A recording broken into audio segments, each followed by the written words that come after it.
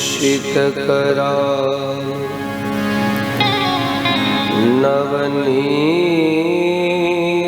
नवनीरदाभ पीताम्बरा दरुणबिम्ब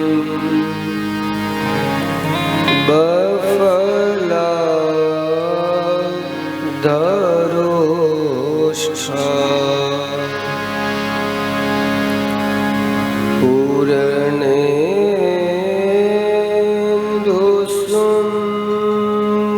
पूर्णेन्दुसुन्दरमुखा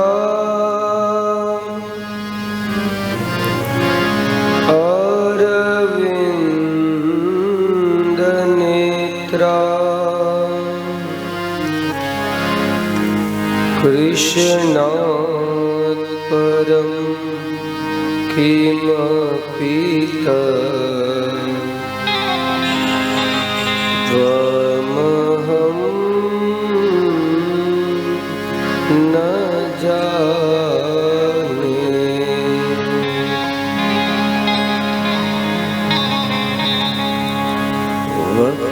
वक्रतुण्ड महाकाय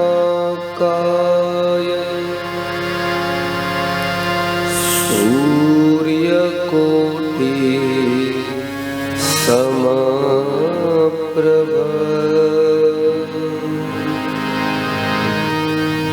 निर्विघ्नं कुरु मे देव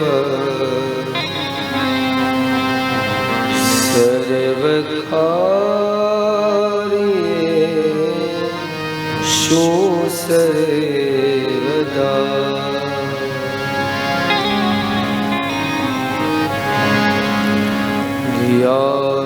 ध्यानमूलं गुरुर्मूर्तिं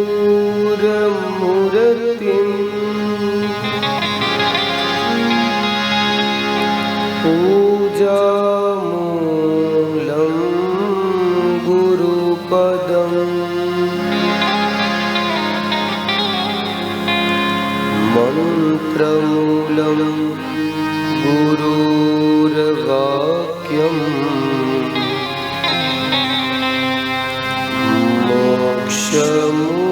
मोक्षमूलं गुरुकृपा।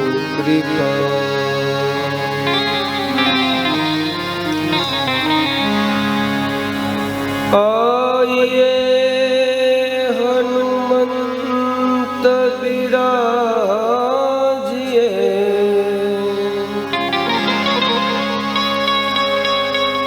कथा कहूँ मति अनुसार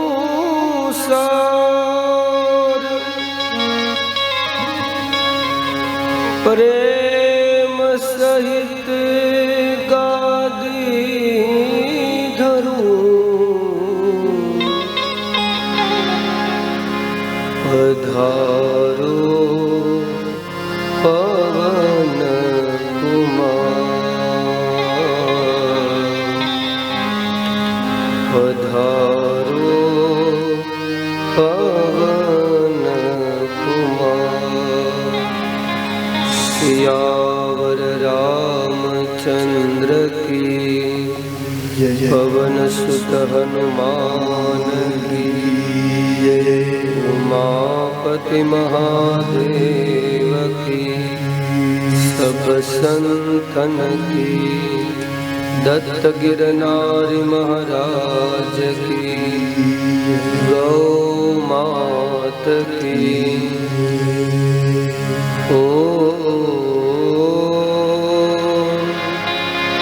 नमः पार्वती पतये हर हर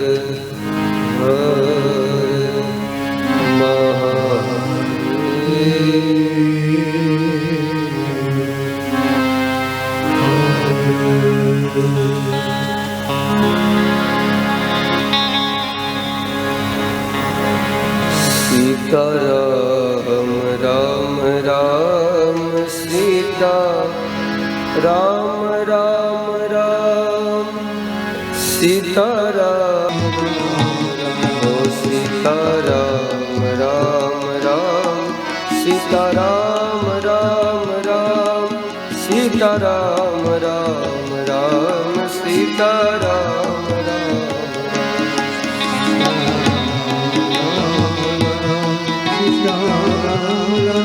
राम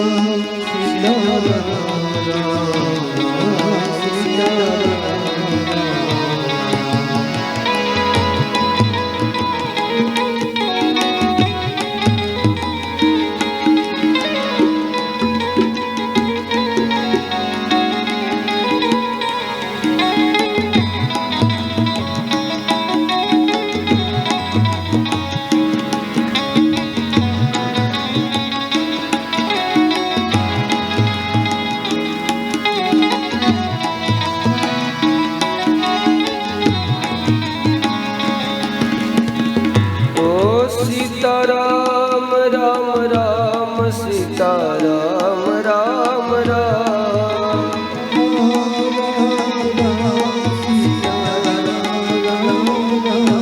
सीता राम राम राम सीता राम राम राम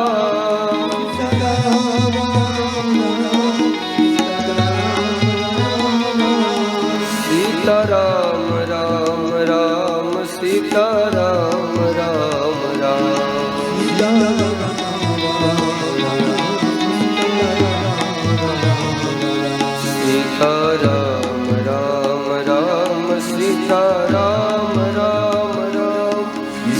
राम राम राम सीता राम राम राम सीता राम राम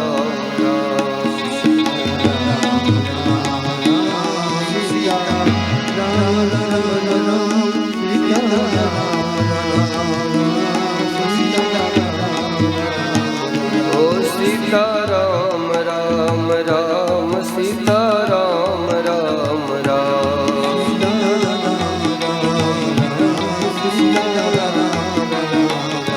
सीता राम राम राम सीता राम राम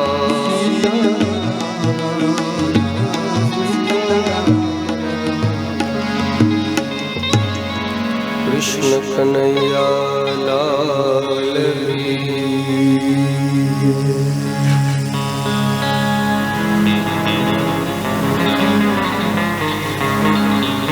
श्री राधा भक्तिर हरिर ज्ञानम ताभ्याम या च समन्विता ताम श्री भागवतीं गाथा वंदे युगल रूपिणी। भक्ति स्वरूपा भगवती राधा तेमज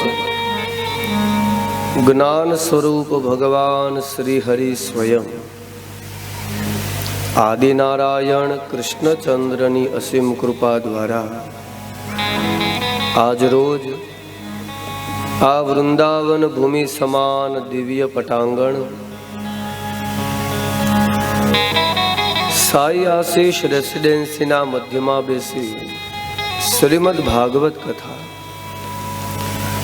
छठा दिवसना द्वितीय सत्रनो प्रारंभ करता पहला भगवाननु ज स्वयं स्वरूप भागवत जी ने मारा कोटि वंदन।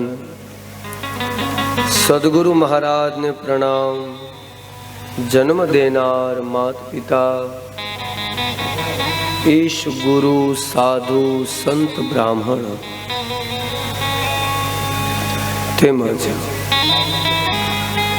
उपस्थित थयेला आप सर्व श्रोतागणोना हृदयनी अंदर विराजमान जे कोई लोको यूट्यूब ना माध्यम थी आ कथा ने निहाળી रहेला छे ए सर्व श्रोताना हृदयनी अंदर विराजमान भगवाननी चेतना ने व्यासपीठ तरफथी वंदन।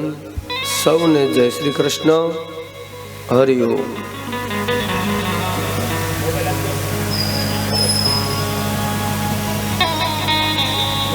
जरा बोलिए।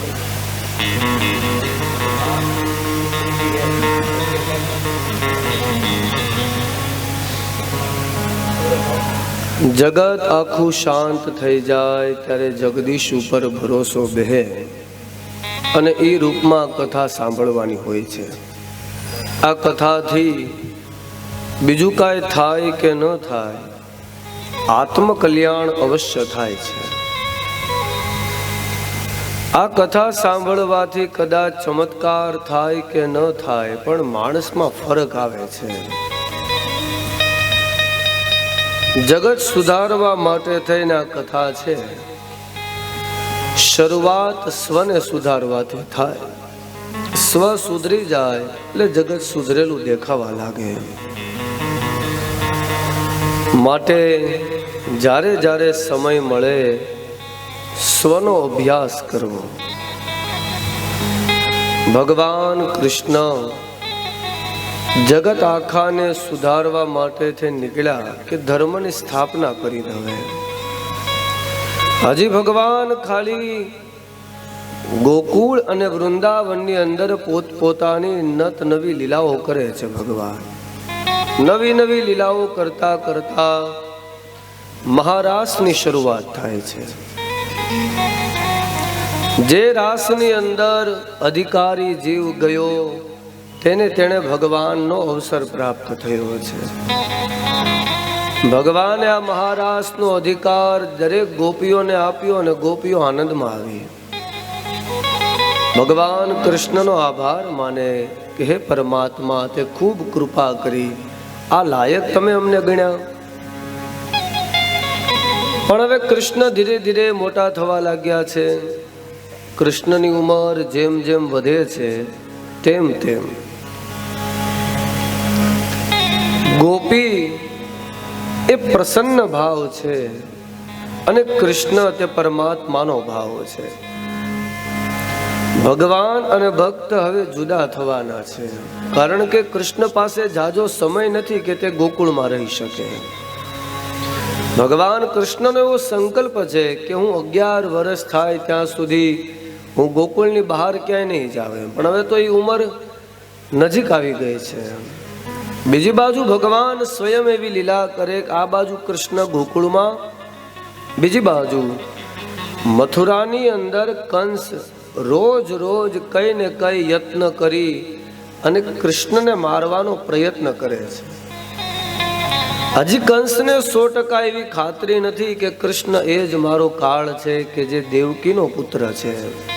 પણ ભગવાનને લીલા કરવી, કંસને મરવાનો સમય નજીક આવ્યો એટલે નારદને મોકલ્યા ભગવાને કે જાઓ મથુરામાં જાઓ. મથુરામાં જઈ અને કંસને તમે એવું સાબિત કરી દો કે કૃષ્ણ એ જ દેવકીનો પુત્ર છે. આપનું જરા બોલ્યું.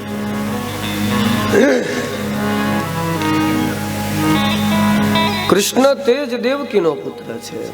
કારણ કૃષ્ણને ગોતવા માટે થઈને કંસ યત્ન કર્યા કરે છે. પધારો પધારો.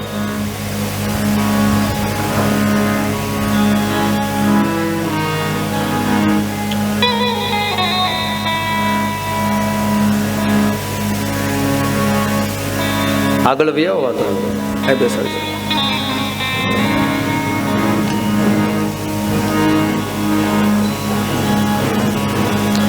મહેમાનો પધાર્યા અને તાળીઓથી વધાવજો. પધારો.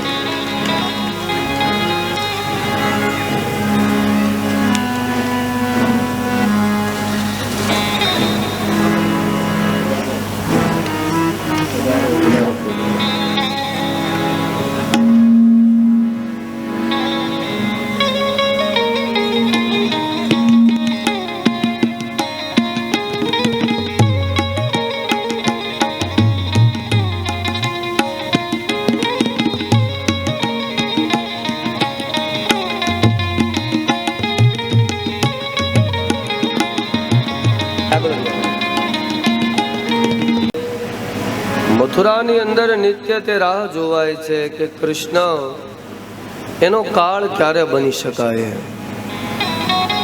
આને ઘડી બંધ કરાવજો ભાઈ, આને બંધ કરાવજો ભાઈ.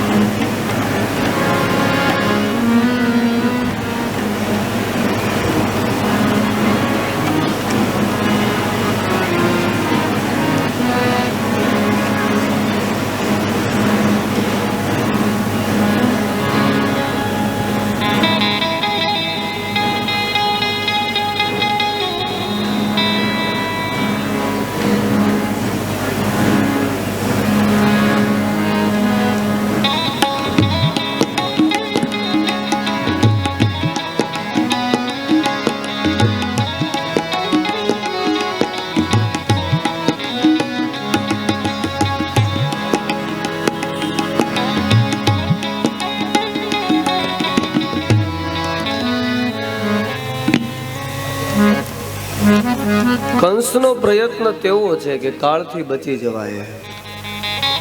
કૃષ્ણ સ્વયં એ વ્યવસ્થા કરે છે. એટલા માટે નારદને મથુરામાં મોકલ્યા છે કે તમે જાઓ અને કંસને તેવી સાબિતી આપો કે કૃષ્ણ એ જ દેવકીનો પુત્ર છે. નારદ આવ્યા મથુરાની અંદર.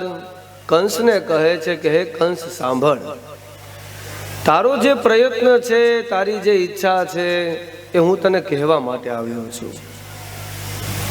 કઈ ઈચ્છા? અરે કંસ, તું જે તારા કાળને ગોતી રહ્યો છે, એ કાળ બીજું કોઈ નહીં પણ એ નંદ અને યશોદાનો દીકરો જે ગોકુળમાં છે, કૃષ્ણ જ તારો કાળ છે. કંસ કે મને ખ્યાલ તો હતો પણ ભરોસો નહોતો. એમ હવે હું એને વધ કરવા માટે થઈને ગમે એ યત્ન કરીશ. બીજી બાજુ ભગવાન કૃષ્ણને મારવા માટે થઈ અને કંસ તે ધનુષ્ય યજ્ઞનું આયોજન કરે છે. જે યજ્ઞની અંદર એવો નિયમ કે ધનુષ્ય તૂટે તો યજમાનની મૃત્યુ થાય, અને જો ધનુષ્ય તૂટ્યા વગર યજ્ઞ પૂર્ણ થાય તો યજમાનની ઈચ્છા પૂર્ણ થાય. કંસ ધનુષ્ય યજ્ઞનું આયોજન કરે અને નક્કી કરે કે કુવડિયા પીડક નામનો હાથી, એને મદિરા પાન કરાવી નશામાં મદોન્મસ્ત બનાવી કૃષ્ણ અને બલરામને મારી નાખવા છે. એટલે કૃષ્ણ બલરામને બોલાવવા માટે થઈ અક્રૂર મહારાજની પસંદગી કરે છે કે હે અક્રૂર મહારાજ, તમે જાઓ ગોકુળમાં જઈ અને કૃષ્ણ બલરામને તમે મથુરા લઈ આવો. મથુરા લેવા માટે જાય પણ કૃષ્ણ અને બલરામ અહીંયા આવે તો એને મારી નાખવાના છે. આવી વાત કંસ અક્રૂરને કરે છે. અક્રૂર તે કૃષ્ણનો પરમ ભક્ત છે. અક્રૂરની માથે ધર્મ સંકટ છે. કંસને ના પડાય ને કૃષ્ણને લેવા જવાય નહીં. અક્રૂરને ખબર છે કે જો કૃષ્ણ અહીંયા આવશે તો કંસ એને મારવાની બધી તૈયારી કરીને બેઠો છે. એક બાજુ હર્ષ છે અને બીજી બાજુ શોક છે. હર્ષ એ વાતનો છે કે વર્ષો પછી કૃષ્ણનું મોઢું જોવા મળશે. સંબંધમાં અક્રૂર અને કૃષ્ણ બંને કાકો અને ભત્રીજો થાય છે. આ સંબંધ છે કૃષ્ણ અને અક્રૂર વચ્ચે. અક્રૂરને આજ્ઞા કરી કે તમે જાઓ અને કૃષ્ણ બલરામને અહીંયા લઈ આવો. હવે એ સમયે અક્રૂર મહારાજ કંસને ના પાડે છે કે કંસ, તારો કાળ તારાથી દૂર છે તો જાણી જોઈને શું કામ નજીક બોલાવે છો? કંસ કે એ મારો કાળ નહીં, હું એનો કાળ બનીશ. આજ સુધી તો મને ખાલી ખબર નહોતી કે આ કૃષ્ણ જ એ દેવકીનો પુત્ર છે, નકર તો એ કેદુનો મરી ગયો હતો. અક્રૂર કે કઈ વાંધો ને કંસ, તારી ઈચ્છા હોય તો હું ગોકુળ જઈ અને બલરામ કૃષ્ણને લઈ આવીશ. સવારનો સૂર્યોદય થયો. ભાગવતકારો એવું કહે કે સવારના સૂર્યોદય સાથે અક્રૂર મહારાજ પોતાનો રથ લઈને કૃષ્ણ બલરામને તેડવા માટે જાય છે. બરાબર મથુરા અને ગોકુળની વચ્ચેનું અંતર જાજુ નથી, પણ ભાગવતકારો એવું કહે અસંખ્ય દિવસો વીતી ગયા છતાંય અક્રૂરનો રથ હજી ગોકુળ પહોંચ્યો નથી. કારણ ખાલી કૃષ્ણને યાદ કરતા કરતા અક્રૂરની આંખ બંધ થાય તો અક્રૂરને સમાધિ લાગી જાય છે. કૃષ્ણની યાદમાં અક્રૂર ખોવાઈ જાય. એવો પરમ ભક્ત છે. પણ પાછી આંખ ખુલે, પાછો થોડો રથ ચાલે, પાછા કૃષ્ણની સ્મૃતિ કરે, પાછી આંખ બંધ, રથ ઉભો રહી જાય. આમ કરતા કરતા અસંખ્ય દિવસો વીતી ગયા અને એક દિવસ સંધ્યા કાળનો સમય અને ગોકુળનો સીમાડો આવ્યો. નંદનું આંગણું પૂછી અક્રૂર મહારાજ નંદ યશોદાના આંગણામાં આવે છે. અક્રૂર સાદ પાડે કે હે નંદ. નંદ બહાર આવે, યશોદા બહાર આવ્યા. અક્રૂરને બેસાડ્યા, ઢોલીઓ ઢાળી સ્વાગત કર્યું. પધારો. આવવાનું કારણ શું? અક્રૂર કહે કે નંદ, કંસનો હુકમ થયો છે કૃષ્ણ અને બલરામને ધનુષ્ય ભંગ યજ્ઞની અંદર આમંત્રણ છે, એટલે એને ત્યાં આવવું પડશે. આ વાતની પ્રસ્તાવના મૂકી અને તરત જ નંદે અને યશોદાએ ના પાડી દીધી કે કહેતા હોય તો અમે આવીએ, પણ કૃષ્ણ અને બલરામ ક્યાંય નહીં જાય. યશોદા એ ચોખ્ખી ના પાડે છે કે કૃષ્ણ તે અમારો પ્રાણ છે. આટલા વર્ષ થયા ક્યારે કૃષ્ણ ગોકુળની બહાર ગયા નથી, અને હવે તમે લઈ જાઓ એવું ના બને. અને એવામાં કૃષ્ણ આવ્યા. કૃષ્ણ જ્યાં અક્રૂરને જોવે ત્યાં ચરણ સ્પર્શ કરીને કહે કે કેમ છો કાકા? કાકા કહી અને ભગવાન સ્વયં અક્રૂરને સંબોધિત કરે એટલે અક્રૂરને આનંદ થયો કે ભલે ભગવાનના રૂપમાં છે પણ એની મર્યાદા છે. કૃષ્ણ કહે છે કે કાકા કેમ પધાર્યા? અરે કૃષ્ણ, આપને અને બલરામને ધનુષ્ય ભંગ યજ્ઞનું આયોજન કંસે કર્યું છે, ત્યાં નિમંત્રણ અપાયું છે. અરે નિમંત્રણ અપાયું હોય તો અમે આવશું, પણ માત પિતા ના પાડે છે. નંદ અને યશોદા કહે છે કૃષ્ણ બલરામ નહીં જાય. અરે એને હું મનાવી લઈશ. કૃષ્ણ કહે કે માં સાંભળ, આ જગતનું મારું પહેલું કામ જે પરિત્રાણાય સાધુ નામ એ માત્ર 12 વર્ષ માટેનું હતું માં. હવે 12 વર્ષની યાત્રા પૂરી થઈને મારું બીજું કામ શરૂ થાય છે, જેનું નામ છે વિનાશાય ચ દિષ્કૃતા. જગતમાં આ ભૂમિનો ભાર અસંખ્ય જગ્યાએથી ઉતારવાનો છે. માટે હે માં, તમે કૃપા કરી અને મને મથુરા જવાની રજા આપો. અને એવા સમયની અંદર નંદ અને યશોદા પોતાના હૃદય ઉપર પથ્થર મૂકી રડતા આહુડે ખાલી હા પાડે છે કે કઈ વાંધો નહીં, અમે તને જવા માટે રજા આપીએ છીએ. શિવરમ્યા,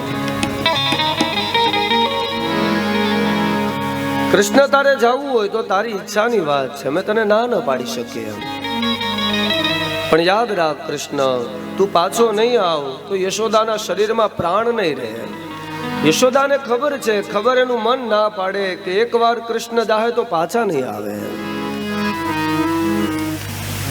રાત્રિનો સમય છે, છેલ્લી રાત્રિ.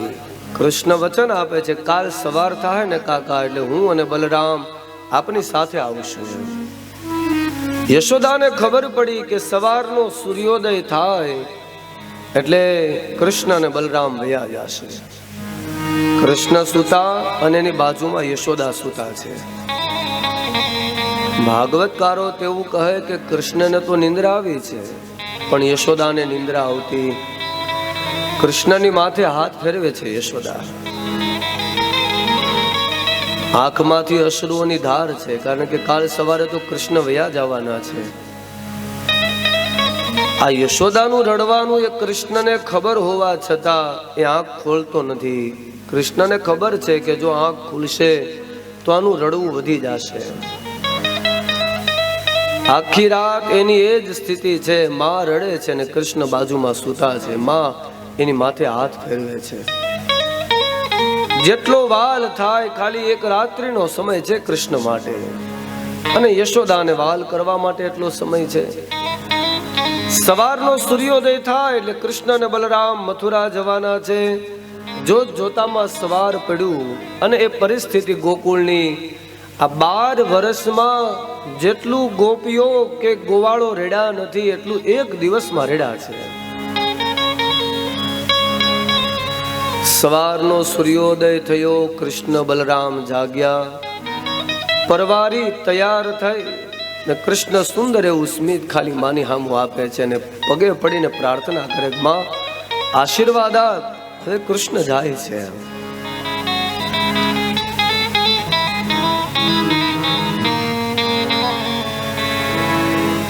કૃષ્ણે જ્યાં રજા લીધી ત્યાં યશોદા માથે હાથ મૂકે છે, બેટા કાંઈ વાંધો નહીં, જા, પણ યાદ રાખજે તારી રાહ તારા માત પિતા જુએ છે, આજીવન માટે થઈને જુએ છે.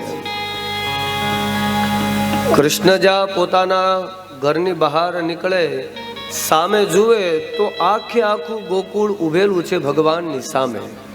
અક્રૂર જ્યાં રથ હાકે ત્યાં રથની સામે ગોપીઓ સૂઈ જાય છે એવું ભાગવતકારો કહે છે. ગોપીઓ તો અક્રૂરને ત્યાં સુધી કહે છે કે અક્રૂર, તારું નામ અક્રૂર કોણે રાખ્યું? એમ તું અમને તો મોટામાં મોટો ક્રૂર લાગે છે કે જે અમારા કૃષ્ણને અમારાથી જુદો કરે છે. કૃષ્ણ વગર ગોપી ક્યારેય ન રહેશે. માટે હે અક્રૂર, તું એક કામ કર, કૃષ્ણને મુક્તો જાય. અક્રૂરથી કાંઈ ન બોલાણું, પણ કૃષ્ણ રથની નીચે ઉતરે છે. ગોપ ગોવાળો એની પાસે કૃષ્ણ હાથ જોડીને ઊભા રહે છે કે સાંભળો ગોકુળવાસીઓ, મારા જીવનના ઘણા કામ અધૂરા છે, માટે થઈને મને જવા દો. સમય પરિપક્વ થયો છે, જો આજે નહીં જાઉં તો ક્યારે? એક વાર તો જવું તે મારો નિશ્ચય છે, માટે કૃપા કરો અને મને રજા આપો. આખે આખું ગોકુળ રડે છે. ગોપીઓ એવું કહે છે કે કૃપા કરી અને કૃષ્ણ તારે જાવું હોય તો પેલા આ રથને અમારા ઉપરથી ચલાવો, અમારો પ્રાણ વયો જાય ને કૃષ્ણ, પછી તું જા, કોઈ વાંધો નથી. કૃષ્ણ કહે છે હસતા મોઢે વિદાય આપો તો જાવું છે, નહીતર નહીં. આ બાજુ આખું ગોકુળ રડે છે ને બીજી બાજુ કૃષ્ણ એક ગોપીને પૂછે કે રાધા ક્યાં છે? ગોપી કહે કે કૃષ્ણ તારા જવાના સમાચાર મળ્યા ત્યારથી એ કદમના વૃક્ષ નીચે ઊભી ઊભી રડે છે. નથી ખાધું, નથી પીધું. તારા નામના અશ્રુઓની ધાર એની આંખમાં શરૂ છે. કૃષ્ણ તું એક વાર મળી આવ, તારા જવાથી નકર દેહ પડી જાય. અને ત્યારે ભાગવતકારો એવું કહે, કૃષ્ણને મળવા, રાધાને મળવા કૃષ્ણ જાય છે કદમના વૃક્ષ નીચે, કે જે કદમની નીચે કૃષ્ણ વાંસળી વગાડે અને મહારાસનું આયોજન કરે, એ જ વૃક્ષના નીચે. રાધા રડે છે, કૃષ્ણ ગયા. કૃષ્ણની આંખ ઊંચી નથી થતી. આંખ નીચે અને રાધાની સાથે વાત કરે છે કે હે રાધે સાંભળ, તું મારી પરાશક્તિ, તું આદ્ય શક્તિનું રૂપ છે અને આજે મારે જવાનો સમય છે રાધા, હું રોકાઈ નહીં શકું. કારણ પ્રકૃતિનો નિયમ છે કે સતત ચાલ્યા કરે છે, સમય કોઈની રાહ જોતો નથી. માટે રડવાનું બંધ કરી અને મને રજા આપી દે. તારો પ્રેમ ક્યારેય ભૂલાશે નહીં રાધા, પણ યાદ રાખ કૃષ્ણ તને મળશે નહીં. પોતાના કમરમાંથી જે વાંસળીથી આખું જગત મોહિત કરે એ વાંસળી અને ખંભા ઉપરથી કાળી સાલ એની 4 ઘડી કરી ઉપર વાંસળી મૂકીને રાધાને આપે છે કે લે રાધા, હું જાઉં અને આ મારી ભેટ છે. કારણ આજ પછી કૃષ્ણ ક્યારે વાંસળી નહીં વગાડે, રાધા વગરની વાંસળી વાગે નહીં. રાધા, આ મારી ભેટ એ તને સમર્પિત છે. તું રાખજે, જ્યારે જ્યારે મારી યાદ આવે ખાલી અધર ઓષ્ઠ ઉપર તું વાંસળી રાખજે અને કૃષ્ણ કૃષ્ણ નામ વાંસળી બોલે તું માનજે કે આપેલી ભેટ સ્વયં કૃષ્ણની છે. રાધાની રજા લે. રાધા કશું બોલતી નથી, સંવાદ ખાલી કૃષ્ણનો જ છે ત્યાં. રાધાની રજા લઈ અને કૃષ્ણ પાછા રથમાં બેઠા. રથમાં બેસીને જ્યાં રથ આગળ ચાલે ત્યાં પાછળથી એક અવાજ આવે છે, હે કૃષ્ણ, હે કૃષ્ણ. અવાજ સંભળાણો અને જ્યાં કૃષ્ણ પાછળ જોવે તો તે અવાજ યશોદાનો છે. યશોદા કહે કૃષ્ણ એક વખત નીચે ઉતરી અને મને મળી લે, પછી હું તને જવા દઉં. આ વાત ભાગવતકારો જ્યારે કરે ત્યારે વ્યાસની આંખ ભીની છે. યશોદા કહે છે કે કૃષ્ણ 2 વચન આપને તો તને જવા માટે રજા આપું, નકર તું જા નહીં. અરે માં 2 નહીં, અને મજા આવે એટલા વચન માગી લે, પણ જવું જરૂરી છે. પહેલું વચન યશોદા માગે છે કે કૃષ્ણ તું જ્યારે નાનો હતો ત્યારે મેં તને દોરડાથી બાંધ્યો હતો અને એ બંધન જે મેં તને આપ્યું હતું એ તું મારી ઉપર કૃપા કરીને ભૂલી જાજે. કારણ મને એવું લાગે છે કે કૃષ્ણ એ દિવસે મેં તને બાંધવાની મારા જીવનની મોટામાં મોટી ભૂલ હતી. કૃષ્ણ કહે કે માં મને આખું જગત બાંધી ન શકે, તારો પ્રેમ બાંધી શક્યો, એ વાત મારા માટે બહુ મોટી છે, એ ભૂલાય એવી નથી એમ. બીજું વચન યશોદા માગે કે કૃષ્ણ તું જા, એ પેલા એક વખત માને કહેતો જા, તું એ પાછો આવીશ. કૃષ્ણ કહે કે માં તને મળીશ ખરો, ક્યારે મળીશ ક્યારે મળીશ એવું કોઈ વચન હું તને નહીં આપું. કારણ કે કૃષ્ણ એકવાર ગોકુળની બહાર ગયા પછી ક્યારે ફરીવાર પાછા આવ્યા નથી ગોકુળમાં. જ્યાંથી કૃષ્ણ નીકળે ત્યાં પાછા જતા નથી એવો નિયમ છે, અવસ્થા છે. ગોકુળ તે બાલ્ય અવસ્થા છે. એકવાર યુવા અવસ્થા આવી જાય પછી ફરીવાર બાળક ન બની શકાય, એ વ્યવસ્થા નથી. મથુરા તે યુવા અવસ્થા છે અને દ્વારિકા તે વૃદ્ધાવસ્થા છે. આ ત્રણ અવસ્થાઓ છે. ગોકુળની અવસ્થા મૂકી અને કૃષ્ણ એ ત્યાંથી નીકળી ગયા છે.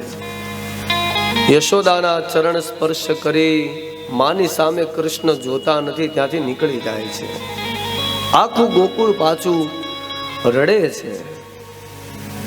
એક સારો વ્યક્તિ વિદાય લે તો જગતને રડવું પડે છે, કારણ એ કર્મ રડાવે છે જે એણે જગત માટે કર્યા છે. તે સારું અસ્તિત્વ જગતમાંથી રજા લઈ લે તો આખું જગત તેની પાછળ રડે છે. કોઈ સંત, કોઈ મહાપુરુષ, કોઈ ભક્ત, કોઈ જ્ઞાની જ્યારે જ્યારે જગતમાંથી રજા લે, અવસ્થામાંથી રજા લે, ત્યારે ત્યારે જગત રડે છે. કૃષ્ણ તો ખાલી ગોકુળ મૂકીને જાય છે અને છતાં આખું ગોકુળ રડે. એ અસ્તિત્વ કેવું હશે? કૃષ્ણ પાસેથી તમારું જીવન ચરિતાર્થ થાય તેવા હજારો ગુણો શીખવા જેવા છે. આ કૃષ્ણનો એક ગુણ તમે અત્યારે જોઈ શકો છો. આખું ગોકુળ રડે છે પણ કૃષ્ણ રડતો એ હસે છે. જેની સામે જોવે, યશોદા રડે તો એ કૃષ્ણ હસે, રાધા રડે તો એ કૃષ્ણ હસે છે. આ ચરિત્ર કૃષ્ણનું સુંદર છે. કઠોર હૃદય ન હોવા છતાં કૃષ્ણ રડી નથી શકતો, કારણ એ રડાવવું તે તેનું કામ નથી. જગતનો એ શ્રેષ્ઠ ઉપદેશ કૃષ્ણ પાસે છે કે જો સુખ અને દુઃખ બે સંસારના નિયમ છે, ક્યારે રડવું નહીં. જેમ જેમ દુઃખ આવે ને તેમ તેમ હસતા શીખવાનું. જેમ યશોદા રડે તેમ કૃષ્ણ હસે છે. લોકોને એવું થાય છે કે કૃષ્ણ કઠોર હૃદયનો છે. ગોકુળની બહાર જ્યાં નીકળે ત્યાં કૃષ્ણ જે રડે છે, યમુનાની વહેતી ધારાઓ સાથે કૃષ્ણના આંસુ જોડાય છે. કૃષ્ણ કોઈની સામે ક્યારે રેડો નથી, કારણ કૃષ્ણ તે વીર રસ પ્રેમ રસથી ભરપૂર છે. પણ કૃષ્ણની આ લીલા તે મધુર હોવાને કારણે તે રડતો નથી. યાદવો આખું કુળ સમાપ્ત થઈ જાય, પોતાની પેઢી પૂરી થઈ જાય તો કૃષ્ણના આંખમાં આંસુ નથી. હસતા હસતા જે આવે, હસતા હસતા વિદાય લે. 125 વર્ષનું કૃષ્ણનું અસ્તિત્વ છે. આ ધરાધામ ઉપર ભગવાન કૃષ્ણ 125 વર્ષ રહ્યા પણ ક્યારે રેડા નથી. એક સંકેત ભાગવતકારો એવો આપે છે કે જે સમયે મહાભારતના યુદ્ધની શરૂઆત હતી અને એ સમયે કુરુક્ષેત્રના મેદાનમાં એક ચક્રવ્યૂહ રચાણો. એ ચક્રવ્યૂહની અંદર અભિમન્યુ જ્યારે મરાણો અને ત્યારે અભિમન્યુને મારવા માટે થઈ અને કૌરવોએ જે ચક્રવ્યૂહ રચ્યું એ કપટથી તેને મારેલો છે. કપટથી તે મરાણો એ જાણીને કૃષ્ણની આંખ, ડાબી આંખની એક બાજુ એ આંસુડાથી ભરાય છે. એક પુરાવો ભાગવત એવો આપે છે. એ સિવાય કૃષ્ણ ક્યારે રેડા નથી. જગત આખું રડે છે એના માટે, એ નથી રેડા. એને ખબર છે કે જગતનું કલ્યાણ તે મારું સાધન છે. હું રડું તો મારી પાછળ જગત રડે, અને કૃષ્ણ રડાવે નહીં, કૃષ્ણ હસાવે છે. કૃષ્ણ ગોકુળમાંથી વિદાય લે તો ખાલી ગોકુળ વાસીઓ નહીં, ગોકુળના વાંદરા, કૂતરા, પશુ, પક્ષી આ બધા રડે છે. જે વાંદરાઓ ચોર્ય પ્રસારણ મંડળમાં કૃષ્ણની સાથે રડતા હતા, કૃષ્ણની સાથે ખાતા હતા, એ કૃષ્ણને જાતા જુએ ત્યાં એ પણ રડે છે. શ્રેષ્ઠ વ્યક્તિત્વની વિદાય એ ગોકુળમાંથી, યુવાનીમાંથી થાય છે. યુવા અવસ્થા છૂટે એટલે દુઃખ આવશે, યાદ રાખજો. રડવું પડશે, આખું શરીર રડશે. ગૌ માની ઇન્દ્રિય, કુલ માની સમૂહ. ઇન્દ્રિય રડે ને એટલે સમજો કે ગોકુળમાંથી કોઈ વિદાય લઈ રહ્યું છે. એકવાર તો ભગવાનની વિદાય થવાની એમ. કોઈક બાળપણમાં વહી જાય, કોઈક યુવાનીમાં વહી જાય, કોઈક વૃદ્ધાવસ્થામાં વહી જાય. ભગવાન સતત ક્યાંય રહેતો નથી. આ લીલા મને ને તમને હું સમજાવવા માંગે છે. મહાપુરુષો જ્યારે જ્યારે અસ્તિત્વમાંથી વિદાય લે ત્યારે ભગવાન જાય એમ ધરતી રૂવે છે, એમ મહાપુરુષો જાય ત્યારે પણ ધરતી રૂવે છે. એક અસ્તિત્વ આપણે ત્યાં સૌરાષ્ટ્ર કાઠિયાવાડ ભૂમિનું બાપા બજરંગદાસ, એ જ્યારે વિદાય લીધી એની સ્થિતિ આ કૃષ્ણ જ્યારે ગોકુળમાંથી વિદાય લે તેવી છે. એ ધરાધામ ઉપરથી નીકળ્યા ત્યારે સંતો એવો પુરાવો આપે છે કે પશુ પક્ષી આખે આખું બગદાણા તે અનહદ આસુડાની ધારથી રૂવે છે. જેણે પથ્થર મારી મારી ગાંડો કઈ કઈ બાવો કઈ કઈને બોલાવતા એ અસ્તિત્વ જ્યારે ગયું ત્યારે અસ્તિત્વની વિદાય કેવડી આપણા કવિઓ કહે છે. રોયા પશુને રોયા પંખીડા રે,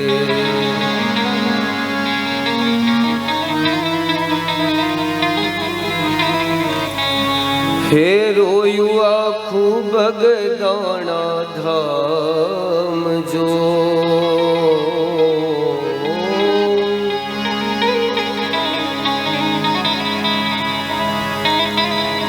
ધીરે વિદાયું બગદાણા ધામની હો, ધીરે વિદાયું બગદાણા. આ જગતમાં જ્યારે જ્યારે કોઈ સારું સારું અસ્તિત્વ વિદાય લે ત્યારે જગત રડે છે. સંત હોય તે ભગવાન ન હોય, પણ ભગવાન નો તે છે એટલે જગત રડે છે. કાં તો ભગવાન જાય ત્યારે આંખ ભીની થાય ને કાં તો ભગવાનનું છે જાય ત્યારે આંખ ભીની થાય. સામાન્ય જન જન્મે મરે આ જગતને કોઈ ફરક પડતો નથી. અસ્તિત્વ પાછું જે હતું તેનું તે જ થઈ જાય છે. કૃષ્ણએ રજા લીધી, ગોકુળ રડે છે. બીજી બાજુ ભાગવતકારો જ્યારે કૃષ્ણ મથુરાની અંદર જાય ત્યારે દિવ્ય ઉત્સવો મનાવે છે. કેવો ઉત્સવ તમે સાંભળો. ભગવાન કૃષ્ણ હવે મથુરામાં આવ્યા. મથુરામાં પ્રવેશ કરતાની સાથે એની સાથે ગોપ ગોવાળો નંદ પણ છે.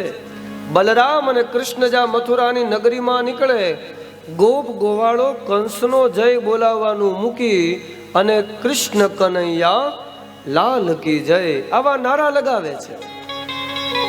આ નારા લગાવતા લગાવતા કૃષ્ણ મથુરા નગરીની અંદર પ્રવેશ કર્યા ને પેલી વેલી ઘટના તમે સાંભળો.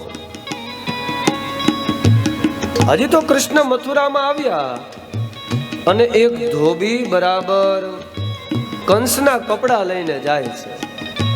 કંસના કપડા લઈ અને ધોબી નીકળ્યો ત્યાં કૃષ્ણ કહે કે આ કોના છે? કે રાજાના છે, કામ કરને અમને આપી દે. ધોબી કે રાજાના કપડા ને તને થોડા દેવાય? ના પાડી અને બીજી વાર માગ્યા, બીજી વાર ના પાડી, ત્રીજી વાર માગ્યા, ના પાડી. ત્યાં કૃષ્ણ એક થપાટ મારે, ધોબી કાકા નીચે જમીન ઉપર બળજબરીથી કપડા લઈ લીધા. કપડા લઈને સામે જ પાછી દરજીની દુકાન ન્યા ગયા, કારણ કે ક્યાં કંસ ને ક્યાં કૃષ્ણ એ ફિટિંગ તો આવે નહીં. એટલે તરત વાત કરી, હાલો દરજી કાકા ફિટિંગ કરી દો ને. હવે દરજીએ તો આ ઘટના જોયેલી, ધોબી હારે થઈ એટલે ના નો પાડી કે હાલો ને આપણે ખોટું સહન કરવું એની કરતા સીવી દઈએ. તરત જ કપડાની વ્યવસ્થા. રાજા જેવા વેશમાં આવ્યા, કૃષ્ણની હામું જોવે ત્યાં ગોપ ગોવાળો દાંત કાઢે, કૃષ્ણ તું તો રાજા લાગે છો એમ. રાજા લાગે પણ રાજાનું તિલક તો વિશાળ હોવું જોઈએ. તિલકની વ્યવસ્થા ક્યાં હે? એક કુબજા ચંદન ઘસે જેના 8 અંગ વાકા છે. કુબજાની પાસે જઈને કૃષ્ણ ચંદન માગે છે કે હે કુબજા, તારી શીતળતા તું મને આપ. કુબજા કહે કે બેસ કૃષ્ણ બાજુમાં. ચંદનનો લેપ કરીને તિલક ઘસે ને કૃષ્ણ એની ઉપર કૃપા કરે.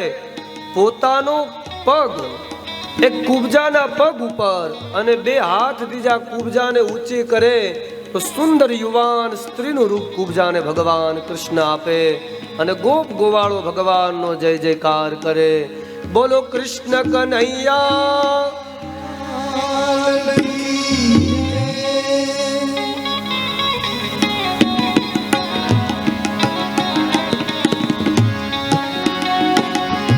કુબજાને સુંદર રૂપ આપ્યું. બીજી બાજુ કૃષ્ણ અને બલરામ જ્યાંથી પસાર થયા, અટારી ઉપરથી મથુરાવાસીઓ કૃષ્ણ ઉપર ફૂલ વરસાવે છે. જ્યાં જુઓ ત્યાં કૃષ્ણનો પ્રભાવ મથુરામાં, નકર રાજા કંસ છે.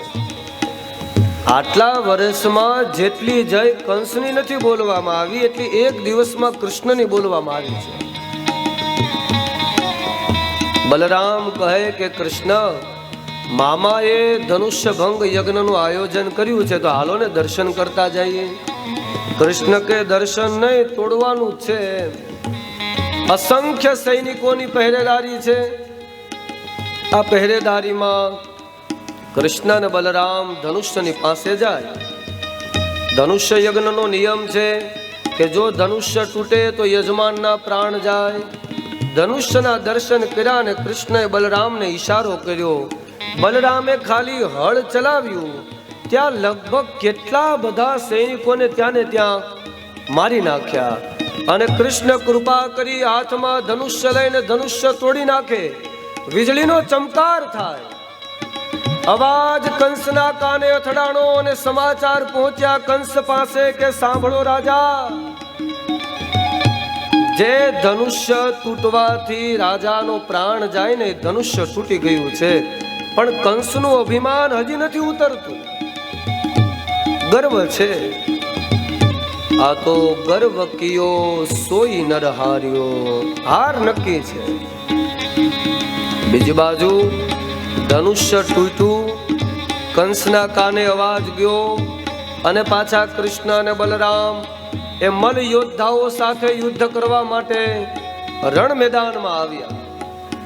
કંસનું આયોજન જ છે શું તો કે કૃષ્ણ અને બલરામ જો રણ મેદાનમાં આવે તો હાથીને મદિરા પાન કરાવી અને તેના હાથે કૃષ્ણ બલરામને મરાવી નાખીએ. કુવડિયા પીડક નામનો હાથી, એને મદિરા પાયું, નશામાં મદોન્મસ્ત કર્યો. ઉપર મહાવત બેઠો, હાથમાં અંકુશ, અને જ્યાં અંકુશ હાથીની ઉપર મારે ત્યાં સામે બલરામ કૃષ્ણ એની ઉપર હાથી દોટ મૂકે. આ બાજુ હાથી ત્યાં પહોંચે ત્યાં એક બાજુ કૃષ્ણ ને એક બાજુ બલરામ છટકે જાય. હાથી દૂર ક્યાંય પડે. આવું 1 વાર 2 વાર 3 વાર. બલરામ કહે છે કે કૃષ્ણ, હવે મારી નાખો ને કામ પૂરું થાય. હજી તો કામ ઘણું બાકી છે. આ બાજુથી હાથી દોટ મૂકે ને સામેથી કૃષ્ણ પણ દોડ્યો. કૃષ્ણએ સૂંઢ ઉપર પહેલો પગ અને બીજો પગ મસ્તક ઉપર રાખી અને હાથીના મસ્તક ઉપર જ્યાં મુષ્ટિકનો પ્રહાર કર્યો ત્યાં હાથીને અધમુઓ કરી નાખ્યો. હાથી હવે દોડે એ પહેલા કૃષ્ણ દોડીને હાથીના બંને દાંત પકડ્યા. બળજબરીથી દાંત ખેંચી અને હાથીને ત્યાં ને ત્યાં મૃત્યુનો દંડ આપવામાં આવે. ગોપ ગોવાળો ભગવાનનો જય જયકાર કરે. બોલો કૃષ્ણ કનૈયા. બીજી બાજુ 2 યોદ્ધાઓ તૈયાર છે જેનું નામ ચાણૂક અને મુષ્ટિક છે. ચાણૂક અને મુષ્ટિક 2 મલ યોદ્ધાઓ એવા છે કે જેની અંદર એક હાથીમાં 1000 હાથીનું બળ છે. કંસ કે ચિંતા ના કરો, આ બંને યોદ્ધા હમણાં કૃષ્ણ બલરામને મારી નાખશે, વાર નહીં લાગે. મલ યોદ્ધાઓ ચાણૂક અને મુષ્ટિક આ બાજુ બલરામ અને કૃષ્ણ સામ સામે લડવાનું શરૂ કરે. ભાગવતકારો એવું કહે છે કે ઘણો સમય સુધી યુદ્ધ ચાલ્યું. ક્યારેક કૃષ્ણ જમીન ઉપર પડી જાય, ક્યારેક ચાણૂક મુષ્ટિક જમીન ઉપર પડી જાય, પણ કૃષ્ણ પરાસ્ત થતા હોય એવું લાગવા માંડ્યું. એવા સમયમાં બલરામ કહે છે કે કૃષ્ણ, હવે જાજો સમય નથી, સૂર્યાસ્ત થશે તો કદાચ મરશે પણ નહીં. આવા વરદાનશાળી બધા દૈત્યો છે. કૃષ્ણએ થોડી વાર રમાડ્યા, એક ચાણૂક અને એક મુષ્ટિક. બલરામ કૃપા કરે, બે પગથી ભાગ કરી ચાણૂકની મૃત્યુ, છાતી ઉપર એક મુષ્ટિકનો પ્રહાર કરી અને મુષ્ટિકની મૃત્યુ કરવામાં આવી.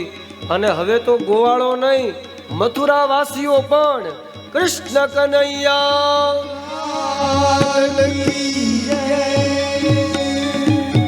હવે વારો કંસનો છે. કંસ પોતાની અટારી ઉપર ઊભો ઊભો આ યુદ્ધ જોવે છે. યુદ્ધ શરૂ છે, ચાણૂક મુષ્ટિક મરાણા. કંસને ખબર પડી ગઈ હવે કાળ દૂર નથી, જાજો સમય નથી મારી પાસે. ગોવાળોની સામે ખાલી કૃષ્ણ જુએ તો તમે વિચાર કરો કેટલી મિત્રતા પાકી. ખાલી ગોવાળોની સામે જોયું ત્યાં તો ગોવાળો ગોઠવાઈ ગયા. અટારી ઉપર કૃષ્ણ, એક ગોવાળ વાકો વળીને ઉભો રે, બીજો ગોવાળ ખંભો ધરીને ઉભો રે, ત્રીજો ગોવાળ ઉપર હાથ રાખીને ઉભો રે. કૃષ્ણ અહીંથી દોટ મૂકે, 1, 2 ને 3 પગથિયા પાર કરે ને ચોથી વારમાં તો કૃષ્ણ અટારી ઉપર પહોંચી ગયા. કંસે કાળને ભાળ્યો ત્યાં તો ખડગ કાઢ્યું. ખડગ કાઢીને જ્યાં કૃષ્ણને મારવા માટે પ્રહાર કરે ત્યાં કૃષ્ણ નમી ગયા કે મામા પાય લાગુ, જાજા વર્ષે ભેટો થયો, આશીર્વાદ આપો. કૃષ્ણએ ચરણ સ્પર્શ કર્યા. ત્યાં મામાએ આશીર્વાદ આપવાને બદલે પાછો કૃષ્ણ ઉપર બીજો પ્રહાર કરવા જાય. ખડગ હાથમાં લઈ અને પગમાં પડેલા કૃષ્ણને જ્યાં મારવા ગયા ત્યાં કૃષ્ણએ કંસના 2 પગ ખેંચ્યા. જમીન ઉપર છતે પાટ કંસ પડ્યો છે. કંસની છાતી ઉપર હવે કૃષ્ણ બેઠા અને કહે છે કે હે કંસ સાંભળ, 12 વર્ષથી તું કૃષ્ણના નામનું ભજન કરતો તો, ક્યારે આવે ક્યારે આવે. 12 વર્ષ પૂરા થાય તેને એક યોગ કહેવામાં આવે. એક યોગ વર્ષ સુધી એક ને એક ભગવાનનું ભજન થાય તો ભગવાન આવે. આ વાત એનો પુરાવો આપે છે. 12 વર્ષ કંસ ભજન કરે અને કૃષ્ણ કહે કે હે કંસ સાંભળ, તારું ભજન પાક્યું ને તારો કાળ આવ્યો છે. જ્યાં ભગવાને 2 હાથ પોતાના ભેગા કરી અને કંસની છાતી ઉપર પ્રહાર કરે ત્યાં ને ત્યાં બોલો કૃષ્ણ કનૈયા.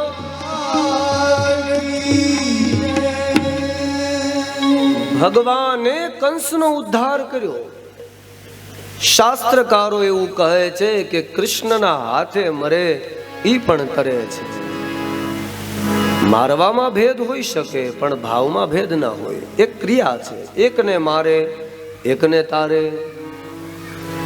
મથુરા વાસીઓની રક્ષા કરી દેવકી અને સાથે સાથે વસુદેવને કારાગૃહમાંથી મુક્ત કર્યા છે.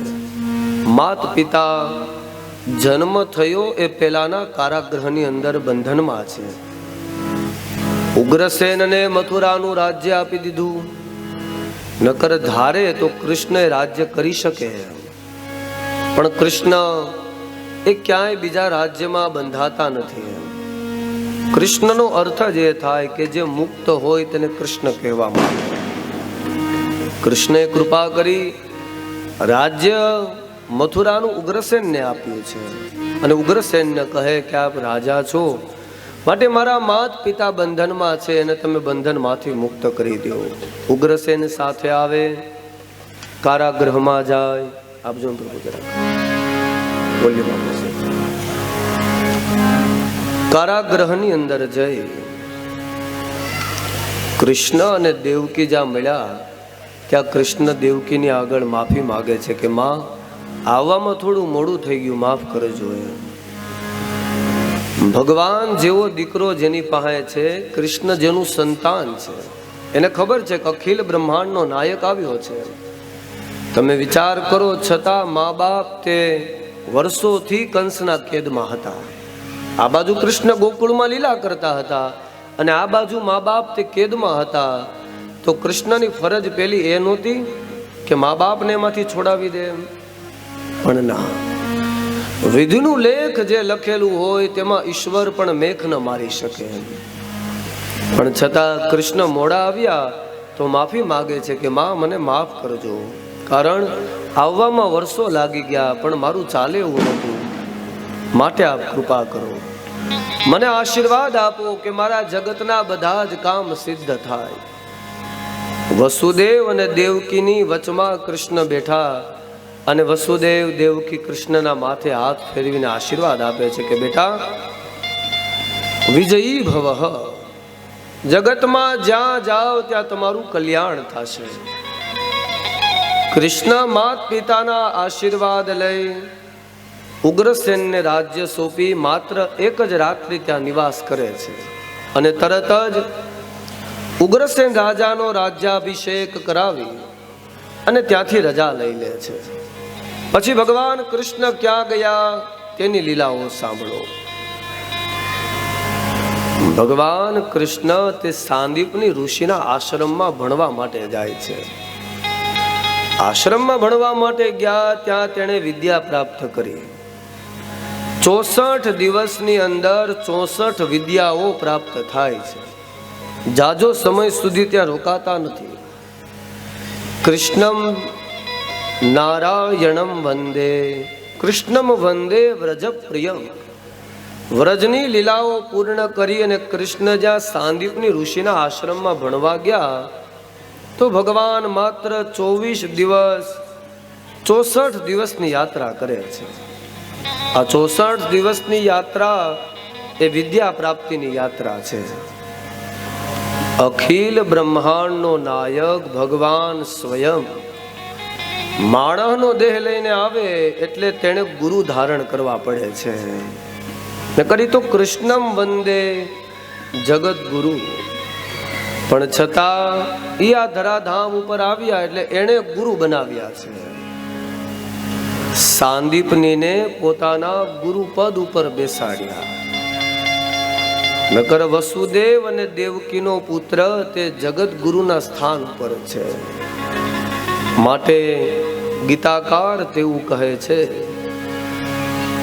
વસુદેવ સુતમ દેવમ કંસ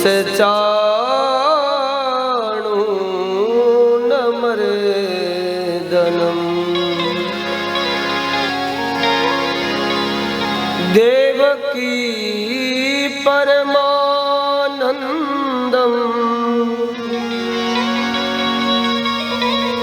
કૃષ્ણમ વંદે જગદ્ગુરુ.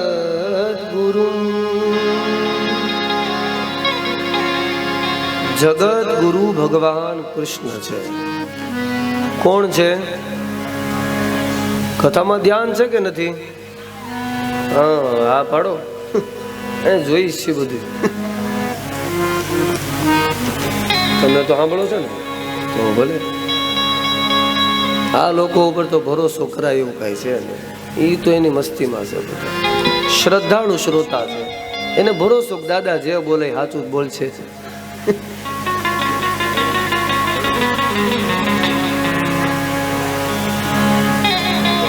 સાંભળો બાપા, સાંભળો. બે કાન છે, શું કરશું બીજું એનું?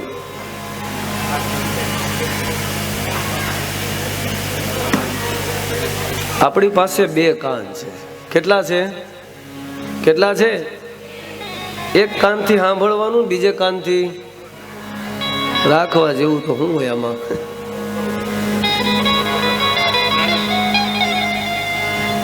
જેને જેને કાન મળ્યા છે તે સાંભળે તો કાનથી કૃષ્ણ અંદર પ્રવેશ કરે છે.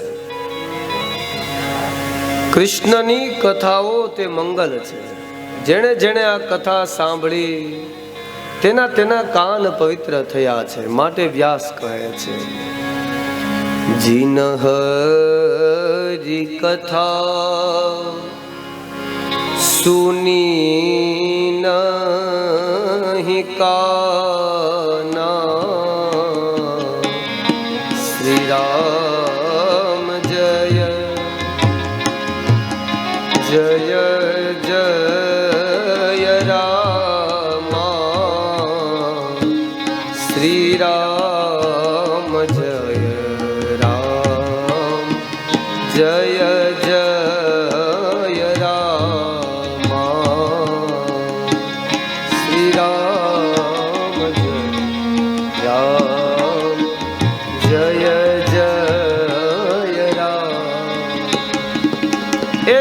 જેની પાસે કાન હોય તે સાંભળો. ખાલી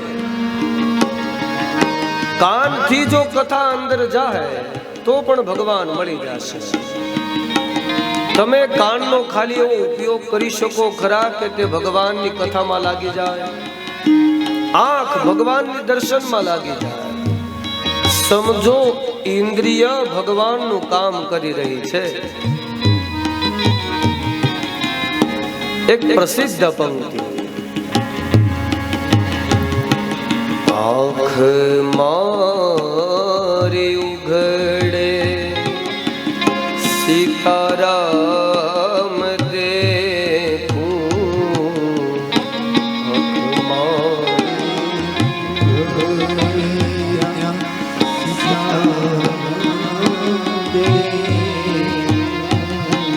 ધન્ય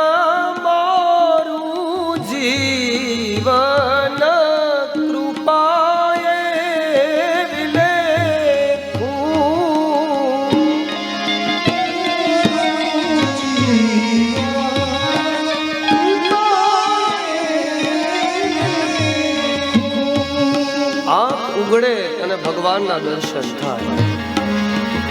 આંખ ખુલ્લી તો બધાયની હોય, છતાંય ભગવાન દેખાય નહીં. જોજો તમે કેટલા વર્ષથી આપણે સવાર થાય ત્યાં આંખ ખોલીએ છીએ, પણ શું રોજ રોજ ભગવાન દેખાય છે? તમને કોઈ જાગતો માણસ સામો મળે, ઈકો ઓછો કરજો છે. તમને કોઈ જાગતો માણસ સામો મળે ને તમે એમ કહો ભાઈ હવે તો જાગ, તો જાગેલાને એવું થાય કે આ જાગેલો છું છતાંય જગાડે છે. હું તો હોય એને જગાડે. આ કથા જેની આંખ ખુલ્લી છે ને તેને જગાડે છે કે જુઓ તમે આંખ ખોલવા રાજી હોય તો આ તમને દર્શન ઈશ્વરના કરાવશે. ભગવદ્ ગીતામાં ભગવાન કુરુક્ષેત્રના મેદાનમાં અર્જુન સાથે સંવાદ કરે છે કે હે અર્જુન સાંભળ, તારે આ બધાને જે મારા મારા મારા લાગે છે એ બધાને ખરા રૂપમાં જોવા હોય ને તો એ ચામડાની આંખથી નહીં થાય. તો હું તને મારી આંખ આપું અને એ આંખથી તું જો. અર્જુન કે તો આપો ને ભગવાન, એક કામ પૂરું થઈ જાય. અને ભગવાને દિવ્યમ દદાતી ચક્ષુમ મે, દિવ્ય આંખ આપી. આંખ આપીને પછી જે અર્જુનને દેખાણું, શું એની વાત કરવી. એક વિરાટ પુરુષ સામે ઊભો છે અને જે અર્જુન જેને મારા કાકા, ભાઈ, મોટા બાપા, ગુરુ, મિત્ર આવું બધું જેને માને છે એ બધા કાળના મુખમાં જઈ રહ્યા છે. આવું અર્જુને જોયું. ક્યારે? જ્યારે કૃષ્ણએ તેને આંખ આપી ત્યારે. ભગવાનની આંખથી તમે જુઓ તો ખબર પડે કે સંસાર ધીરે ધીરે કાળના મુખમાં જઈ રહ્યું છે. તો લાઈને સમય થોડો છે, ત્યાં આંખથી ભગવાનના દર્શન કરી લઉં, કાનથી ભગવાનની કથા સાંભળી લઉં. ઈ આંખથી ભગવાનના દર્શન કરવા હશે તો આ તમારી સામાન્ય આંખ તો ચાલશે નહીં. ચામડાની આંખથી તે દેખાશે નહીં. ક્યારેક રામાયણ, ક્યારેક ભગવદ્ ગીતા, એ બે તમારી આંખ બની જાય. આ ગ્રંથ વાંચવાથી માણસને નવી આંખ પ્રાપ્ત થાય છે. નજર તેની તે હોય, જોવાનો નજરિયો ફરવા માંડે છે. ક્યારેક શત્રુ દેખાતો હોય તેમાં મિત્ર દેખાવા લાગે છે. કારણ જગત બગડેલું છે પણ આંખ સુધરી ગઈ છે. માટે પ્રાર્થના એ જ છે શું કે ભગવાન તું જ્યારે જ્યારે કૃપા કર ત્યારે ત્યારે એક જ વસ્તુ, આંખ મારી ઉઘ સીતારામ દેખું, આંખ મારી ઉઘ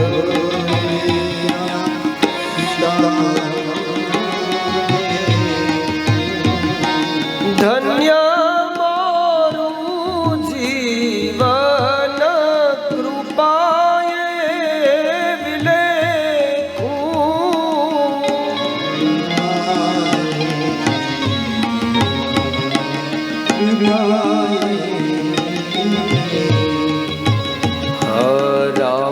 રામાયણ ગીતા મારી અંતરની આંખો,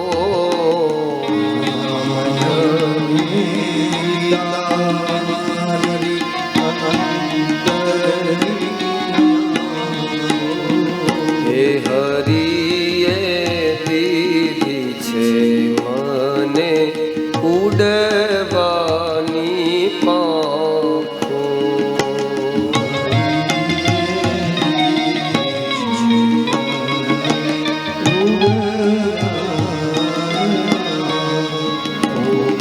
આ બે આંખ તમારી ખાલી ફરી જાય તોય હરિ તમને ઉડવાની સ્વતંત્રતા આપે છે.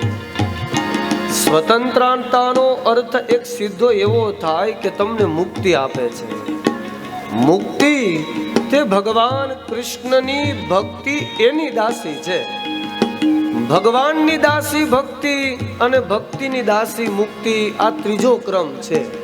હવે તમે ભગવાનનું ભજન કરો તો મુક્તિ આવતા વાર કેટલી લાગે? દાસીની દાસી છે. ભગવાન તરત જ મુક્ત કરી દે કે સાંભળ બેટા, આ જગત તને ઉડવા માટે મળેલું છે, માટે તું ઉડી જાય. પછી તમે બંધનમાં છો ને તે ભાવ છૂટી જશે. તમને કોઈ બાંધ્યા છે એ ભૂલાઈ જાય એટલે જગતનું બંધન ત્યાં પૂરું. તમે બંધાણેલા ત્યાં સુધી છો જ્યાં સુધી તમને ખ્યાલ નથી કે તમે મુક્ત છો ત્યાં સુધી. એક વખત મુક્તિનો ખ્યાલ આવી જાય પછી કયું એવું બંધન કે તમને રોકી શકે? આ ભાગવત અને ગીતા તમને મુક્ત કરવા માટે સમર્થ છે. ખાલી વાંચો એટલે ખ્યાલ આવે ના, બાંધવા વાળું તો કોઈ છે નહીં. માટે મુક્ત થઈ જાઓ. જ્યારે જ્યારે સમય પડે ત્યારે ત્યારે મુક્ત માણસ આ કાનથી કથા સાંભળે. કાન કેટલા છે? કેટલા? બે કાનથી કથા સાંભળો. કારણ આ હરિરસ માટે થઈ અને ભાગવતની અંદર પ્રત્યક્ષ તેવા પુરાવાઓ છે.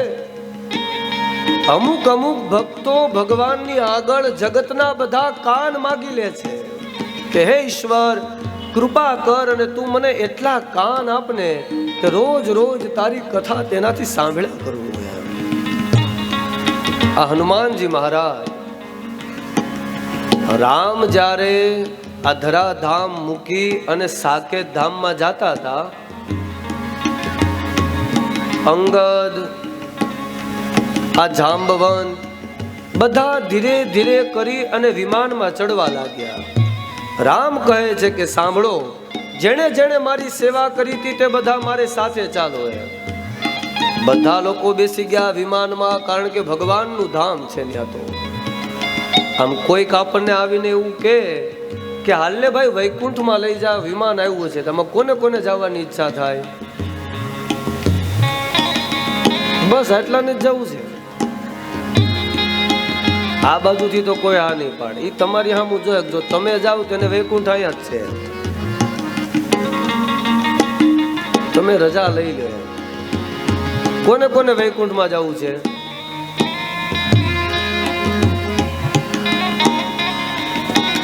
ભાઈઓને નહીં મેળાવે.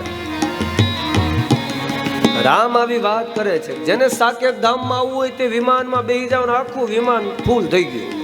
બધા બેસી ગયા, વાનરો, સેવકો, અમુક અવધવાસીઓ પણ તેમાં છે.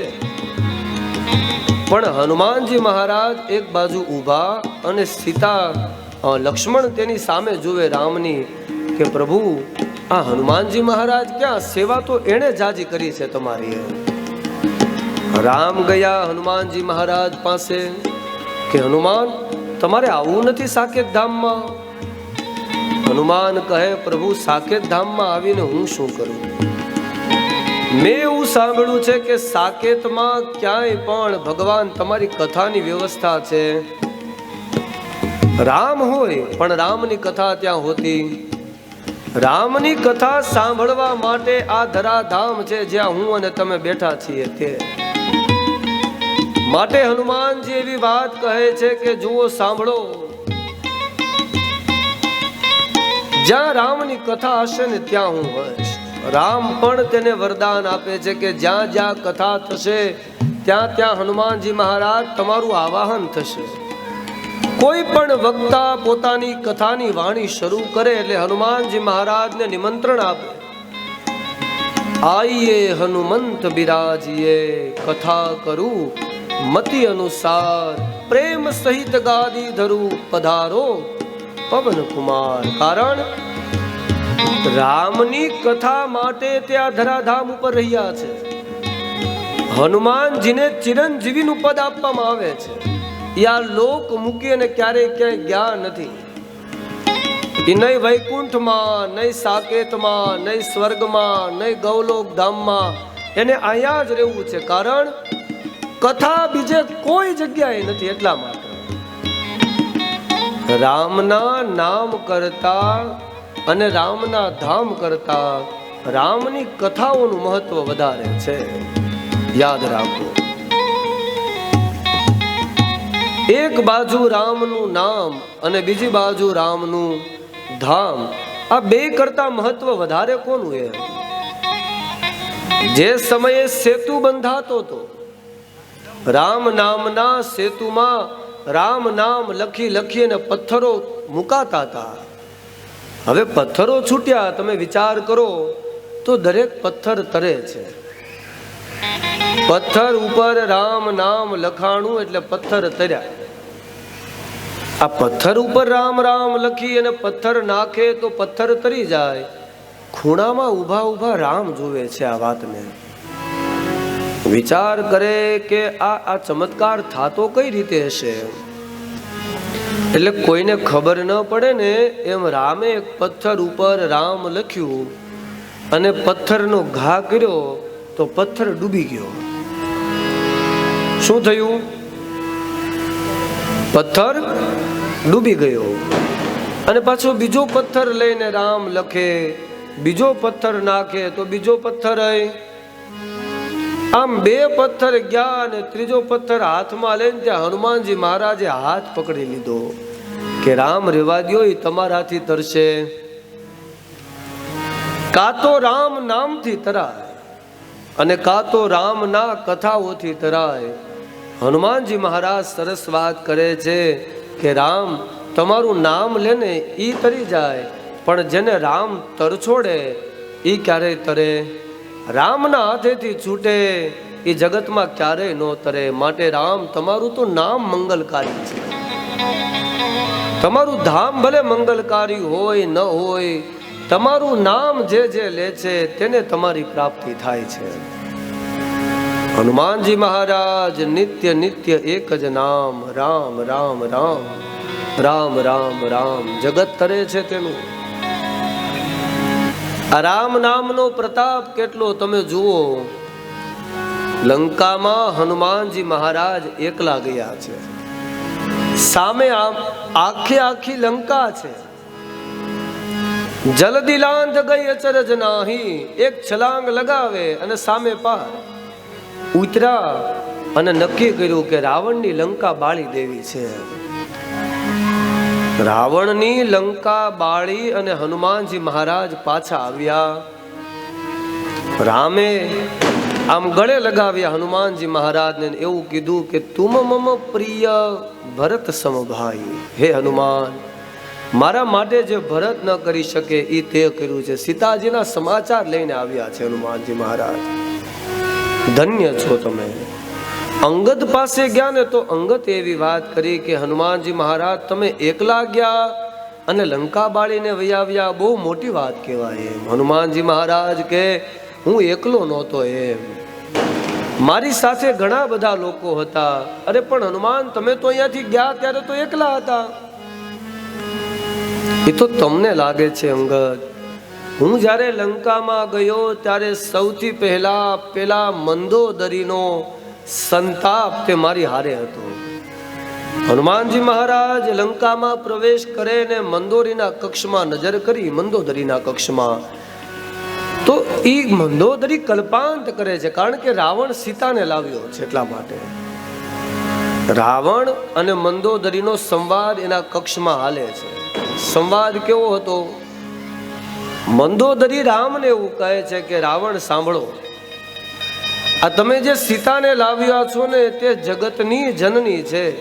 બચવું હોય ને કુળને તારવું હોય ને તો એકવાર કૃપા કરીને સીતાને પાછી મૂક્યા હોય. રાવણના આંખમાં આંસુ છે, રાક્ષસ હોવા છતાં.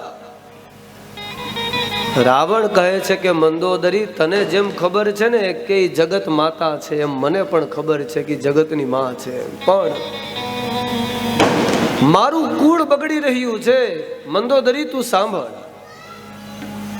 મારું કુળ બગડે છે અને જો હું સીતાને મૂકી દઉં તો રામ આવશે નહીં, ને રામ નહીં આવે ને ત્યાં સુધી આ દૈત્ય કુળનો ઉદ્ધાર થશે. રામને બોલાવવા માટે સીતાને લાવ્યો છું. સીતા તે ભક્તિનું રૂપ છે અને ભક્તિ આવશે ને તો ભગવાન ગમે ત્યાંથી ને ગોતતો પાછળ આવી જશે. આ મંદોદરીનો સંતાપ જ્યાં સાંભળે ત્યાં હનુમાનજી મહારાજ નક્કી કરી લે કે હવે હું એકલો નથી, આ મંદોદરી છે ને મારી સાથે. એક મંદોદરીનો તાપ, મંદોદરીનો સંતાપ અને બીજા માં સીતાનો તાપ.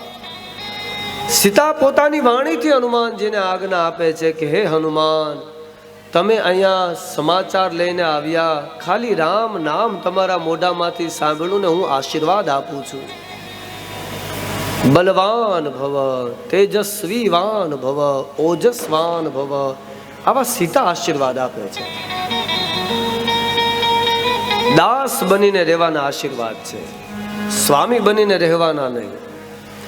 આશીર્વાદ મળ્યા ને તરત નક્કી થઈ ગયું કે હવે સીતાનો તાપ મારી સાથે છે. ભજના નંદી એ સ્ત્રી છે જે મારી સાથે આશીર્વાદ રહીને ઊભી છે. અને ત્રીજું, મારા રામનો આશીર્વાદ મારી સાથે હોય અને આવી એક લંકા નહીં, સાંભળ અંગદ, કદાચ 100 લંકા હોય તો એક ક્ષણિક વારમાં બાળીને પાછું આવી જાવ.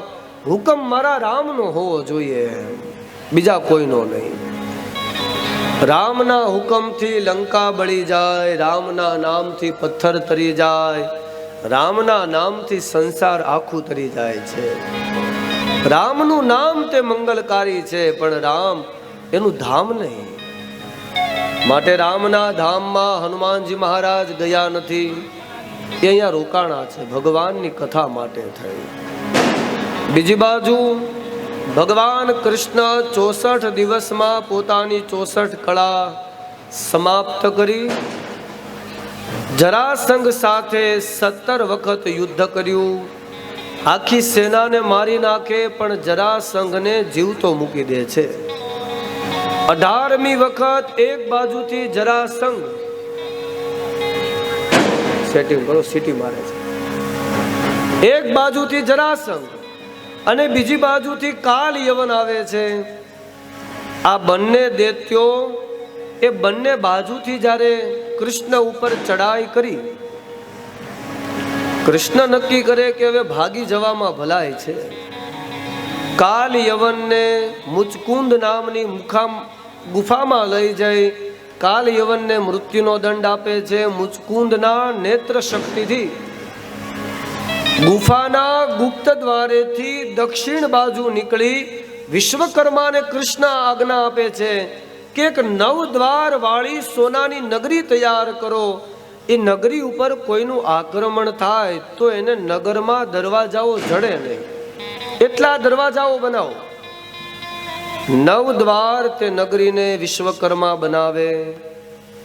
9 દ્વાર વાળી નગરી એટલે કે આ દ્વારિકા, એટલે કે આ દેહ. 9 દ્વાર તેને છે.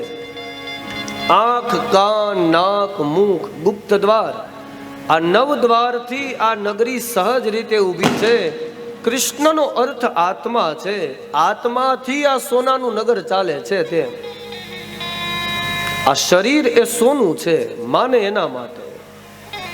ન ખાવાનું ખાય, ન પીવાનું પીવે, સમજો શરીરનો બગાડ થાય છે. બગડશે, કૃષ્ણ આજ્ઞા આપશે. કૃષ્ણએ જોયું કે યાદવ કુળ બગડી રહ્યું છે, તરત જ આજ્ઞા આપી કે દ્વારિકાને સમુદ્રમાં વિલીન કરી દો. માટે સાવધાન, આ દ્વારિકા સોનાની છે. સોનાની જેમ આની જતન થવું જોઈએ. સારું ખાવું, સારું પીવું, સારું વિચારવું, સારું સાંભળવું, સારું જોવું. સમજો દ્વાર બધા પવિત્ર થઈ રહ્યા છે. આ દ્વારિકાનો રાજા એ કૃષ્ણ રાજા બન્યા. હવે રાણી બાકી છે અને રાજા આવે છે એટલે લગભગ સાંભળવા તો દેહે નહીં, પણ જેટલું સંભળાય એટલું. કોક થોડીક કૃપા કરજો ને કે આઘા રેજો ઘડી. એક માણા જાવ ઘડીક, કોણ આજ્ઞા રહ્યા હોય ને કે ત્યાં અમે કાંક રૂક્ષ્મણી વિવાહ સુધી પૂગી જાય. हो मेरी धीमी है चाल और पथ है विशाल, मेरी धीमी है चाल और पथ है विशाल, इस महफिल में शम्मा जले ना जले, इस महफिल में शम्मा जले ना जले,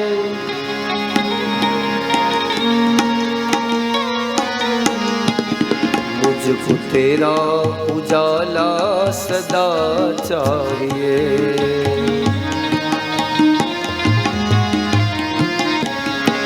आशरा इस जहां का मिले ना मिले, आशरा इस जहां का, मुझको तेरा सहारा सदा चाहिए, मुझको तेरा, मुझको तेरा सहारा सदा चाहिए, मुझको तेरा. એ લાંબો પંથ છે, આવો ટૂંકમાં કાપવાનો પ્રયત્ન કરીએ. રાજા કૃષ્ણ બન્યા અને બીજી બાજુ એક સુંદર એવું ભીષ્મક રાજાનું રાજ્ય છે. આ ભીષ્મક રાજાને 3 દીકરાઓ અને 1 દીકરી છે. શિશુપાલ સાથે તેની બળજબરીથી સગાઈ પણ કરી દેવામાં આવી. રૂક્ષ્મણી ના પાડે છે કે સાંભળો, હું મનોમન કૃષ્ણને વરી ગયેલી છું, પણ રૂકમી તે માનતો નથી, જે રૂક્ષ્મણીનો ભાઈ છે તે. એટલે એકવાર રૂક્ષ્મણી તે રૂકમી એને મૂકી અને પિતા ભીષ્મકની પાસે જઈને વાત કરે છે કે સાંભળો પિતા, હું મનોમન કૃષ્ણને વરી ગયેલી છું. મારા લગ્ન થાય તો કૃષ્ણની સાથે થાય, બીજા કોઈ સાથે નહીં. એના માટે શું કરવું? પણ રૂકમીનો જ આગ્રહ એવો કે લગ્ન થાય તો શિશુપાલ સાથે થવા જોઈએ. અને બીજી બાજુ રૂક્ષ્મણી એક પત્ર લખી એક સુદેવ નામના બ્રાહ્મણની હાથે દ્વારિકા પત્ર મોકલાવે છે. આ પત્ર એ રૂક્ષ્મણીનો 7 શ્લોકનો પત્ર છે. 7 શ્લોકના પત્રની અંદર રૂક્ષ્મણી પોતાના હૃદયની વાત કૃષ્ણ સુધી પહોંચાડે છે. રૂક્ષ્મણી સુદેવ નામના બ્રાહ્મણને કહે છે કે તમે જાઓ દ્વારિકાધીશને આ પત્ર આપો. પત્ર પહોંચ્યો દ્વારિકામાં. કૃષ્ણ પોતાની સભા ભરીને બેઠેલા છે. બ્રાહ્મણ પધાર્યા. બ્રાહ્મણ આવીને એવું કહે છે કે હે કૃષ્ણ સાંભળો, વિદર્ભ દેશમાંથી પત્ર આવ્યો છે. કોણે લખ્યો? અરે ભીષ્મકની પુત્રી રૂક્ષ્મણીએ આ પત્ર લખ્યો છે. તો હે બ્રહ્મદેવ તમે કૃપા કરો ને તમે જ પત્ર વાંચો ને હું સાંભળું. પેલા તો પત્રને સુદેવ નામના બ્રાહ્મણ ખોલી અને મનમાં વાંચે. કારણ કે કોઈ દીકરીની ભાવના એક પુરુષ પ્રત્યે છે, મર્યાદા તો ભંગ નથી ને. પણ બ્રાહ્મણે જ્યાં પત્ર વાંચ્યો, બ્રાહ્મણનું મન રાજી થયું કે આ પત્રમાં એક રૂપિયા ભારની આસક્તિ નથી, વાસના નથી.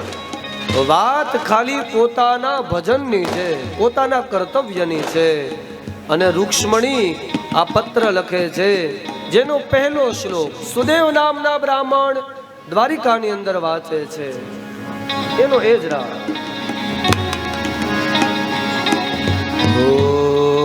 बिनती सुनिए नाथ हमारी, बिनती सुनिए.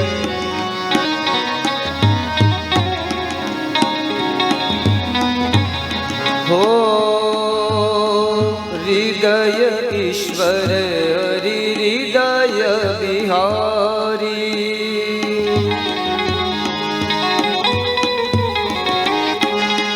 બગલાનો તાલ હરતા એનું એ જાય.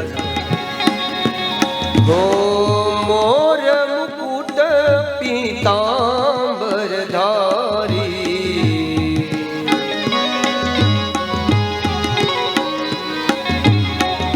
बिनती सुनिए नाथ हमारी, बिनती सुनिए. સુદેવ નામના બ્રાહ્મણ પહેલાનો એક શ્લોક જે રજૂ કરે તે સાંભળો. શ્રુત્વા ગુણાન ભુવન સુંદર શૃણવતાંતે, નિરવિશ્ય કર્ણ વિવરે હરતોંગતાપમ,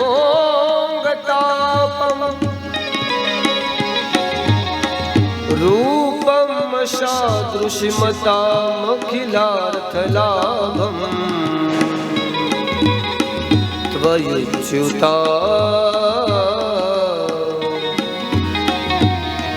बिनती सुनिए नाथ हमारी, बिनती. પહેલા શ્લોકમાં રૂક્ષ્મણી એવી વાત કરે છે કે હે કૃષ્ણ, હું તારે વાત નારદ પાસેથી સાંભળી સાંભળીને મનોમન તને વરી ગયેલી છું.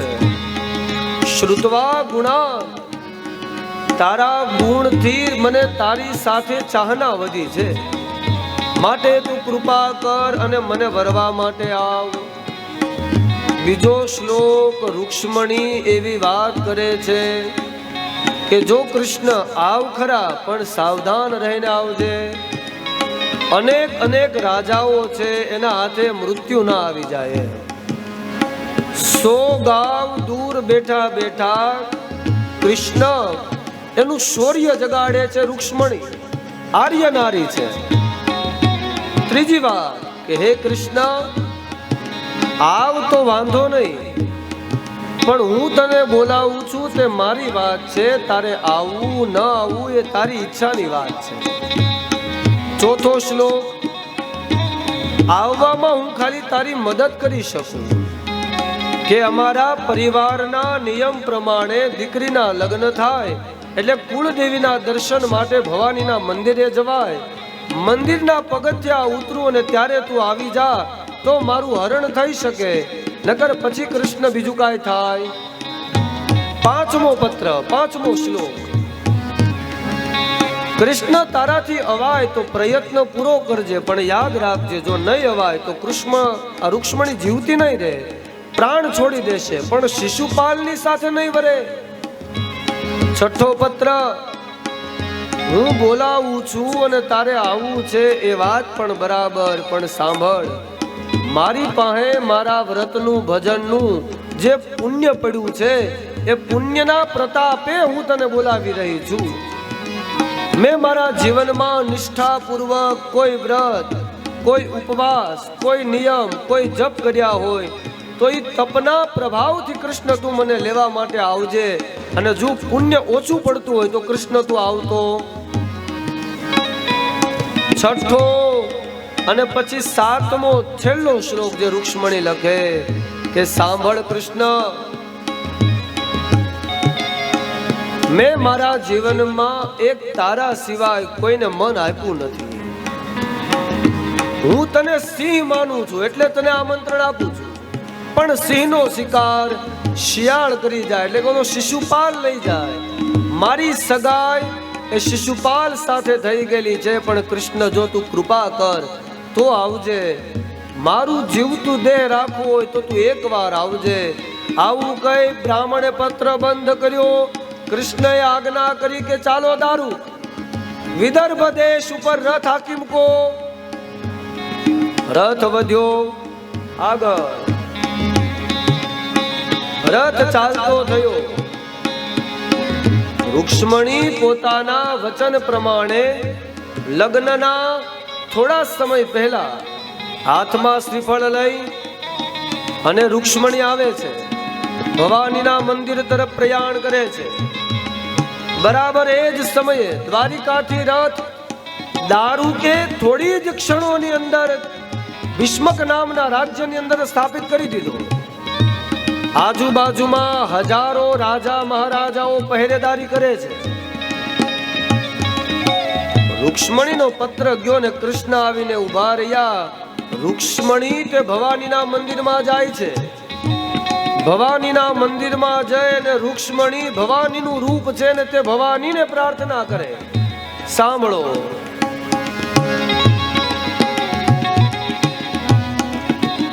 ઓ જય જય જય ગિરિરાજ કિશોરી, જય મહેશ મુખ ચંદ્ર ચકોરી.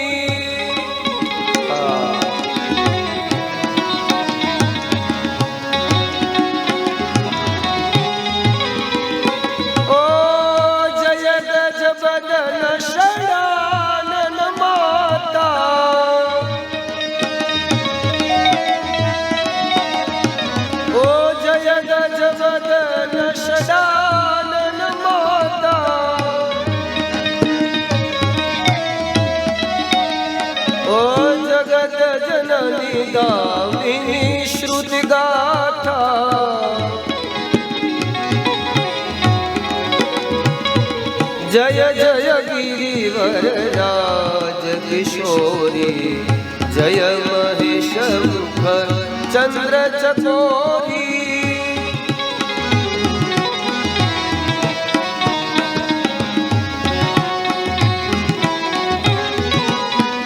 માં ભવાની આ સુંદર સ્તુતિ ચાલુ છે. ભવાની પ્રસન્ન થઈ અને કૃષ્ણ મળે તેવા આશીર્વાદ આપે છે કે જા રૂક્ષ્મણી, તને અખિલ ભુવનનો માલિક વરવા માટે આવશે.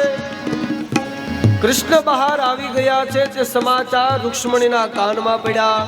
રૂક્ષ્મણી ધીરે ધીરે મંદિરની બહાર આવે.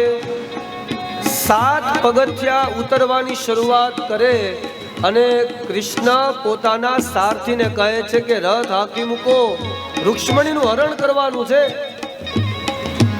રૂક્ષ્મણી જ્યાં છેલ્લા દાદર પાસે પહોંચે અને ત્યાં કૃષ્ણનો રથ ઉભો રહ્યો. હાથ લાંબો કરે, રૂક્ષ્મણી હાથ હાથમાં આપે, રથમાં બેસાડી અને કૃષ્ણએ રથ ત્યાંથી માર્યો. પાછળ 1000 યોદ્ધાઓ છે. નક્કી કરે કે આજે કૃષ્ણ એકલો છે ને એને મારી નાખવો છે. કૃષ્ણને મારવા માટે થઈને હજારો યોદ્ધાઓ પાછળ દોડ્યા. પણ હજી તો કૃષ્ણ એકલો છે એવું માને ત્યાં તો સામેથી યાદવ કુળનું સૈન્ય આવ્યું. મારો મારો કહી અને ત્યાં વિસ્તાર થયો. વિશાળ યુદ્ધ થયું. થોડી વાર યુદ્ધ ચાલ્યું ત્યાં બધા રાજા મહારાજાઓ ત્યાંથી ભાગી ગયા. રૂકમીને હાથમાં પકડી અને કૃષ્ણ જા મારવા માટે જાય ત્યાં બલરામ રોકે છે કે કૃષ્ણ તારો સાળો છે, એને મરાય નહીં, નકર લક્ષ્મીજી આરે વાંધો પડશે, એને મૂકી દે. અને કૃષ્ણ રૂકમીને મૃત્યુ આપ્યા વગર અર્ધ મુંડન કરાવી અને ત્યાંથી બહિષ્કાર કરે છે. રૂક્ષ્મણીને લઈને ભગવાન કૃષ્ણ દ્વારિકામાં આવ્યા. દ્વારિકાની અંદર ભગવાનના ધામ ધૂમથી લગ્ન થાય છે. જેવા લગ્ન અત્યારે આપણે અહીંયા થવાના છે એવા લગ્ન. આવો લગ્ન પ્રસંગ માણીએ, જાન આવે ત્યાં સુધી મંગલ ગીતોનું શ્રવણ કરીએ. જ્યારે જાન આવે ત્યારે આપણે ભગવાનના લગ્ન માનીશું. 10 મિનિટ આપણી પાસે છે ત્યાં સુધી. કૃષ્ણ કનૈયા. મહેમાનો પધાર્યા છે અને એકવાર તાળીઓથી વધાવો. સુંદરમ રેસિડેન્સીમાંથી મહેમાનો છે અને અમારા ઠાસા ગામની અંદર રામભાઈ, સંજયભાઈ, હિરેનભાઈ એ બધા લોકો પધાર્યા છે અને એકવાર તાળીઓથી વધાવો.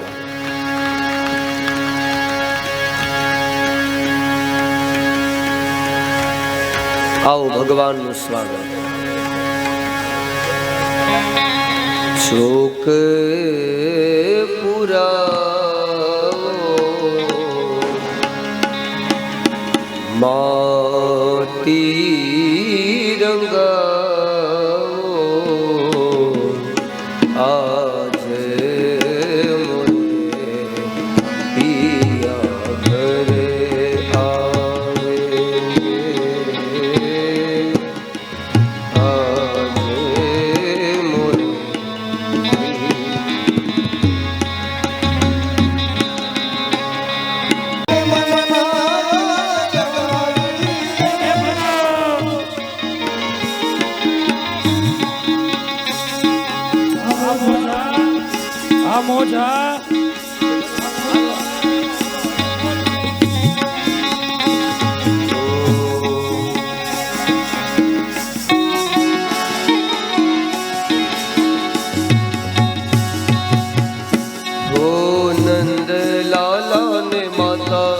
યશોદાજી સાંભરે મમતાની મૂર્તિ મારી રહી ગઈ ગોકુળમાં.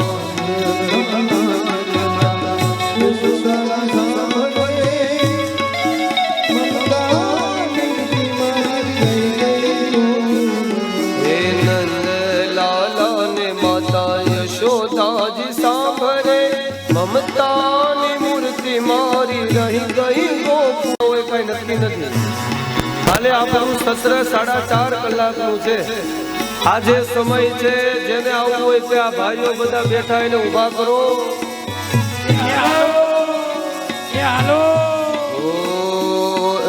રસિયો રૂપાળો રંગરેલિયો ઘેરે જાઉં ગમતું નથી.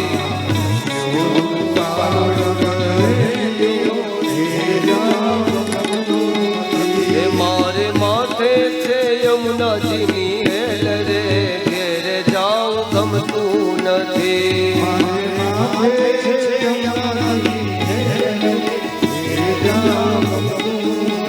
એ કાન રસિયો રૂપાળો રંગ રેલિયો ઘેરે જાઉં ગમતું નથી.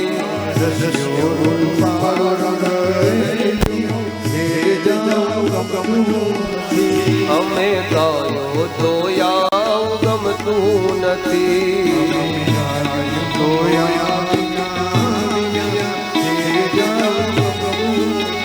એ હવે જોજો, હવે જોજો વાછરડાના ખેલ રે, ઘેરે જાવ ગમતું નથી.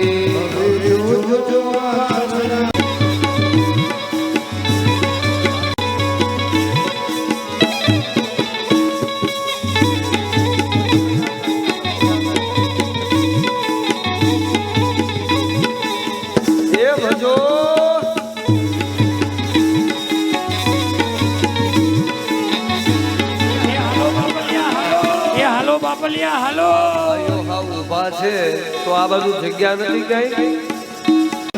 એવા માયા લેવા ડળ્યું મટ્યા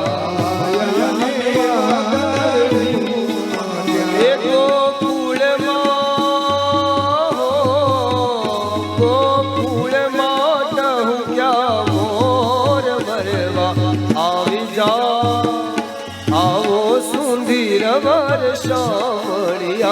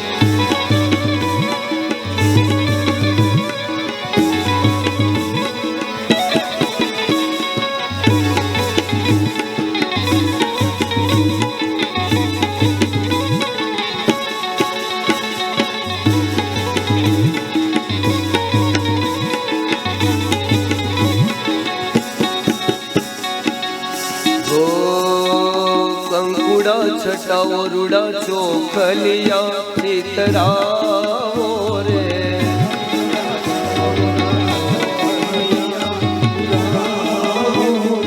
कंकुड़ा छटाओ रे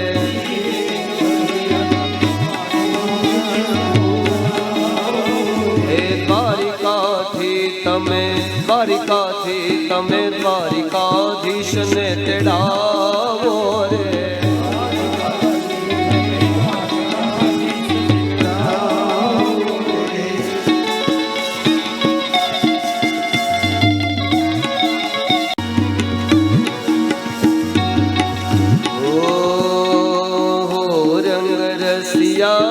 क्या रमिया व्यास जो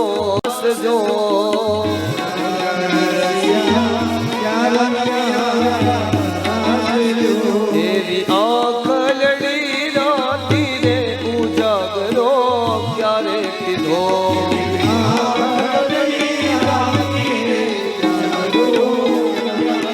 तेरी आँख लड़ी राती रे उजागरो किधो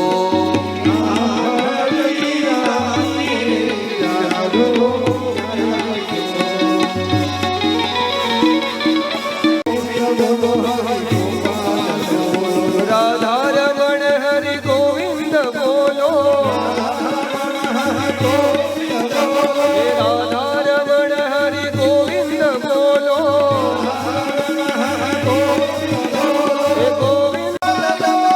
गोविंद बोलो हरि गोपाल बोलो हे गोविंद बोलो हरि गोपाल बोलो राजा राम राम राम सीता राम राम राम राजा राम राम राम सीता राम राम राम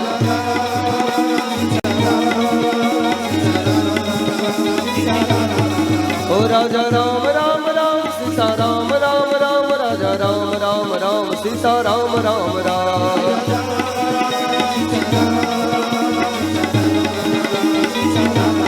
ओ गोविंद बोलो हरि गोपाल बोलो हे गोविंद बोलो हरि गोपाल बोलो हे गोविंद बोलो हरि गोपाल बोलो गोविंद बोलो हरि गोपाल बोलो राधा ढूंढ रही किसी ने मेरा शाम देखा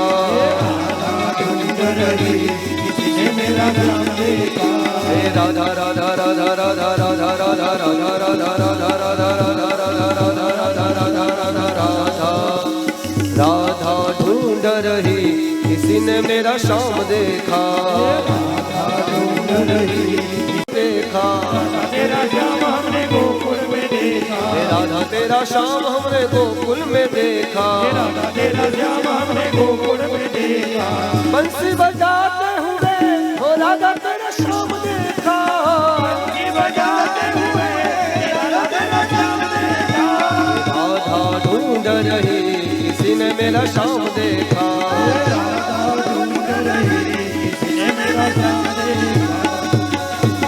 कृष्ण कन्हैया लाल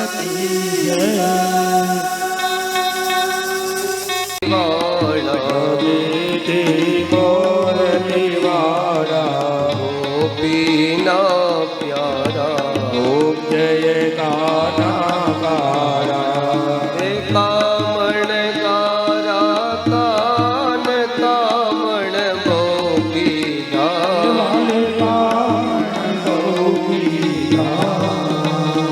ओ माखण चोरी मोहन माखण चोरी मोहन चोरी लीधा जय काना कारा नंद यशोदा घेर वैकुंठ उतार्या कालिये मर्दन कीधा गायो ने चारी हे गुण तणो तुझ पार के में नहीं आवे नेति वेद पुकारे पुनित गुण गावे जय काना काला प्रभु नटवर नंदलाला मीठी मोरली वाणा राधा ना प्यारा कर्पूर गौरम करुणावतारम संसार सारम भुजगेन्द्रहारम